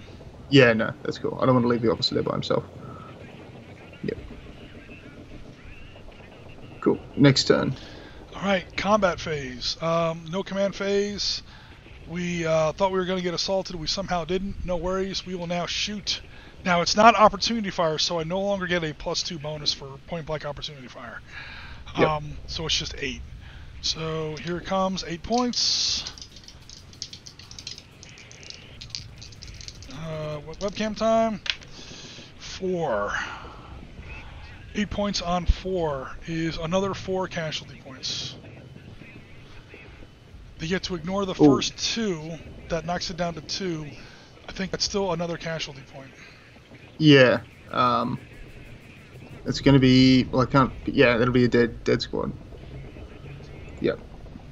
Ugh. That's not good. Now, in your defensive fire phase, drama time, you have to wipe out that squad. Yes. If you Oh, I'm don't, dead. they will counter assault, and you've literally just lost the game. Yep. So either that, or you could assault them with your group in Echo 4. Oh no, because it's not movement phase. You have to do it in No, defensive too fire. far away. Have to shoot him. You Yeah. gotta do them in defensive fire. I'll shoot him. I'll have the shot. Let's do this. Okay, we have 26 points. It's a good shot. -2 for your officer. 7. All right, 7 points. That is 3 casualty points. I think you did it. Because it's +2 for the building, -2 for your officer. Yep. 2 casualty points. Even if I pin them both, then I have to kill somebody. So I'll kill the squad. Actually, I'll kill the leader because he's kind of useless. But the one. Hold on, you rolled a natural 7. That is 3 casualty points. 2 casualty points. On the gray. No, you're on the blue. It is 3. 1. Yep. I have to kill the squad and pin the officer. I can't do the reverse. Oh, because it's only 1. Yep. Yeah, he's only worth 1. Yep. All right, and a pinned unit cannot assault. So you saved him. Nice. All right. So that will end the game because now that's literally the end of my turn because I literally have 1 pinned down officer left. After action phase, I try to rally him just for fun. I need a 6 or less. Oop, I need 2 dice. He does rally, but he rallies too late to assault. Now he either runs away or he surrenders. Probably runs away. Cool. So you made it, barely. With two evacuated casualties. I mean, he hasn't bled out yet, because we haven't gotten to the end of your turn yet. So he doesn't have a chance to bleed out yet. We'll just assume that he survives. Yep. It's not fair to charge you for things that happen in turn 7 when there is no turn 7. He's not allowed to bleed out until turn 7, and there is no turn 7. So yeah, your medic would have gotten to him and pulled him out of there, and that would have been that. If there was a turn 7, let's be real. Number 1, this guy automatically rallies. Your direct fire phase, you blast this fool or assault him.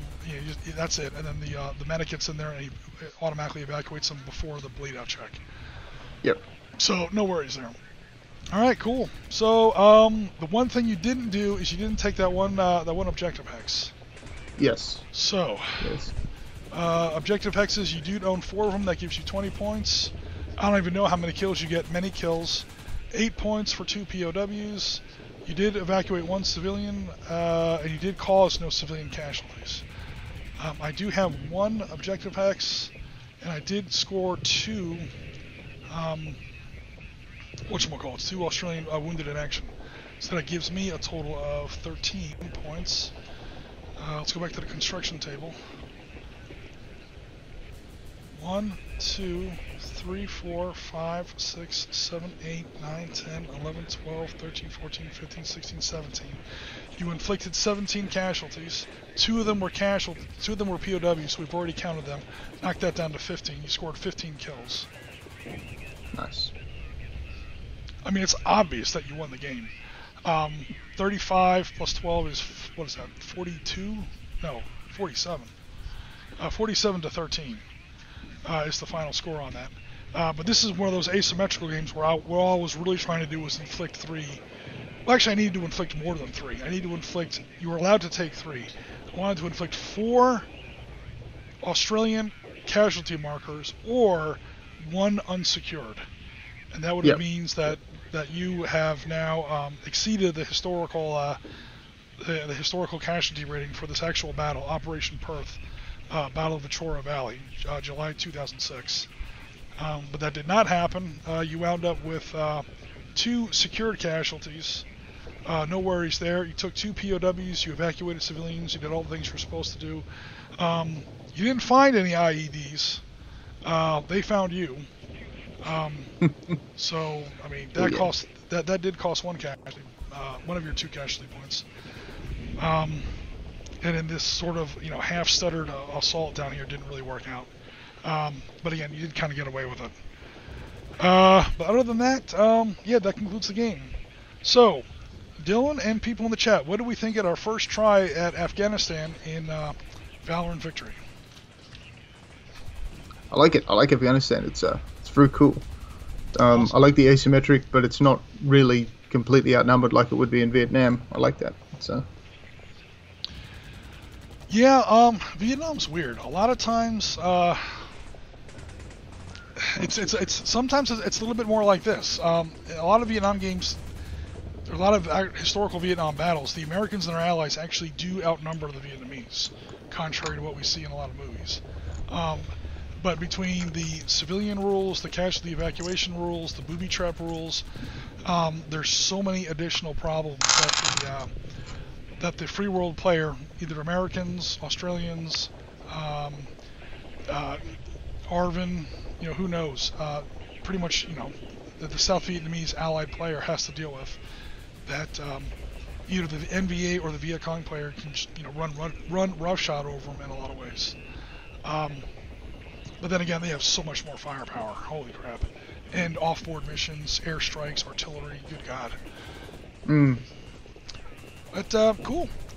Alright, yeah. So, hopefully everyone liked it. Thanks very much, everybody, for coming out to our stream. Dylan, as always, massive thank you for helping us out here with a Sunday stream here on Sitrep Podcast. It's tough to run weekend war games with no opponents, so we're definitely very glad that you're able to help us out with that. Everybody, if you get a chance, check out another Historian Wargamer on YouTube. It's a great little channel where Dylan takes a look at, he does hobby. Shit, man, you explain it. You hobby, you do like movie reviews, you do like battle reviews, like things like that. Yeah, just go through a bunch of stuff. On the bench at the moment, I'm waiting for some real heaps of Napoleonic characters to arrive. So that'll be a whole bunch of videos. And like more Boer War stuff. Historical figures, like notable figures? Yeah, Wellington, Picton, basically all the high command of the Peninsular War. So they'll have their own little video on each one. And I'll do the painting and the talking in the same video instead of the music and stuff. So... yeah, and then more Boer War stuff about cool. The little skirmishes and the traveling through the trek, since a lot of people seem to be in that sort of thing. Yeah. All right. Yeah, that's pretty much what I got on the table. All right, guys. Awesome. Meanwhile, let me think what else is going on here. Let's see, who else is in the chat here? Gregarious Chant is asking, do you mean the Perry figures? Yes, yeah, the Perry, I've got the Perry, I think it's called like the little command pack they do for the Peninsular War, the little scene. Okay. Yeah, big fan of Perry. So definitely check out another Historian Wargamer. Anyone who liked what you saw here, do take a chance to look at valor-and-victory.com. Again, it's also available on Board Game Geek. You won't see any post-World War II stuff on there, but that's the base system that Barry Doyle designed. This is totally his system, guys, not mine. I just kind of added some stuff to it so we could explore some modern settings. But the basic system is his. It's a great system. It's very robust. It's very flexible.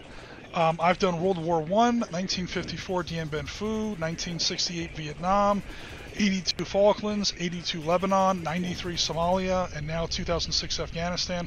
There's a guy on Board Game Geek who has done Mars attacks in Valor and Victory. That sounds cool. I keep threatening to do this one these days. I'm going to sit down and design Stormtroopers versus Rebels in Valor and Victory. You could totally do it. You can make up walkers and speeders in this game. Yeah. It works perfectly for it because it's, Star Wars land battles tend to be infantry focused, and vehicles just get torn to shreds. I mean, Ewoks with logs destroy them. I mean, and that's pretty much Valor and Victory. I mean, tanks are not impressive in Valor and Victory, and nor should they be. It's a infantry focused game, so it would work for that as well. The numbers are nice and simple and basic. So yeah, we've done 1918 for late World War I as well. That was actually a pretty easy one. We just had to change the way indirect fire missions work because nobody really has a radio yet. Other than that, it was a pretty basic fix. That's why we stuck with late war 1918. So yeah, it's expandable, it's fun, it's flexible, it's light, it's free. Did I mention it was free? It's free. Yeah, so you won't break the bank exactly. Now you will have to print the counters yourself or whatever. And again, you won't find any of this modern stuff. If anyone's interested in this modern stuff, reach out to us either on Facebook or on Valor. No, I'm sorry, now I got the wrong web. Sitrep.podcast@gmail.com.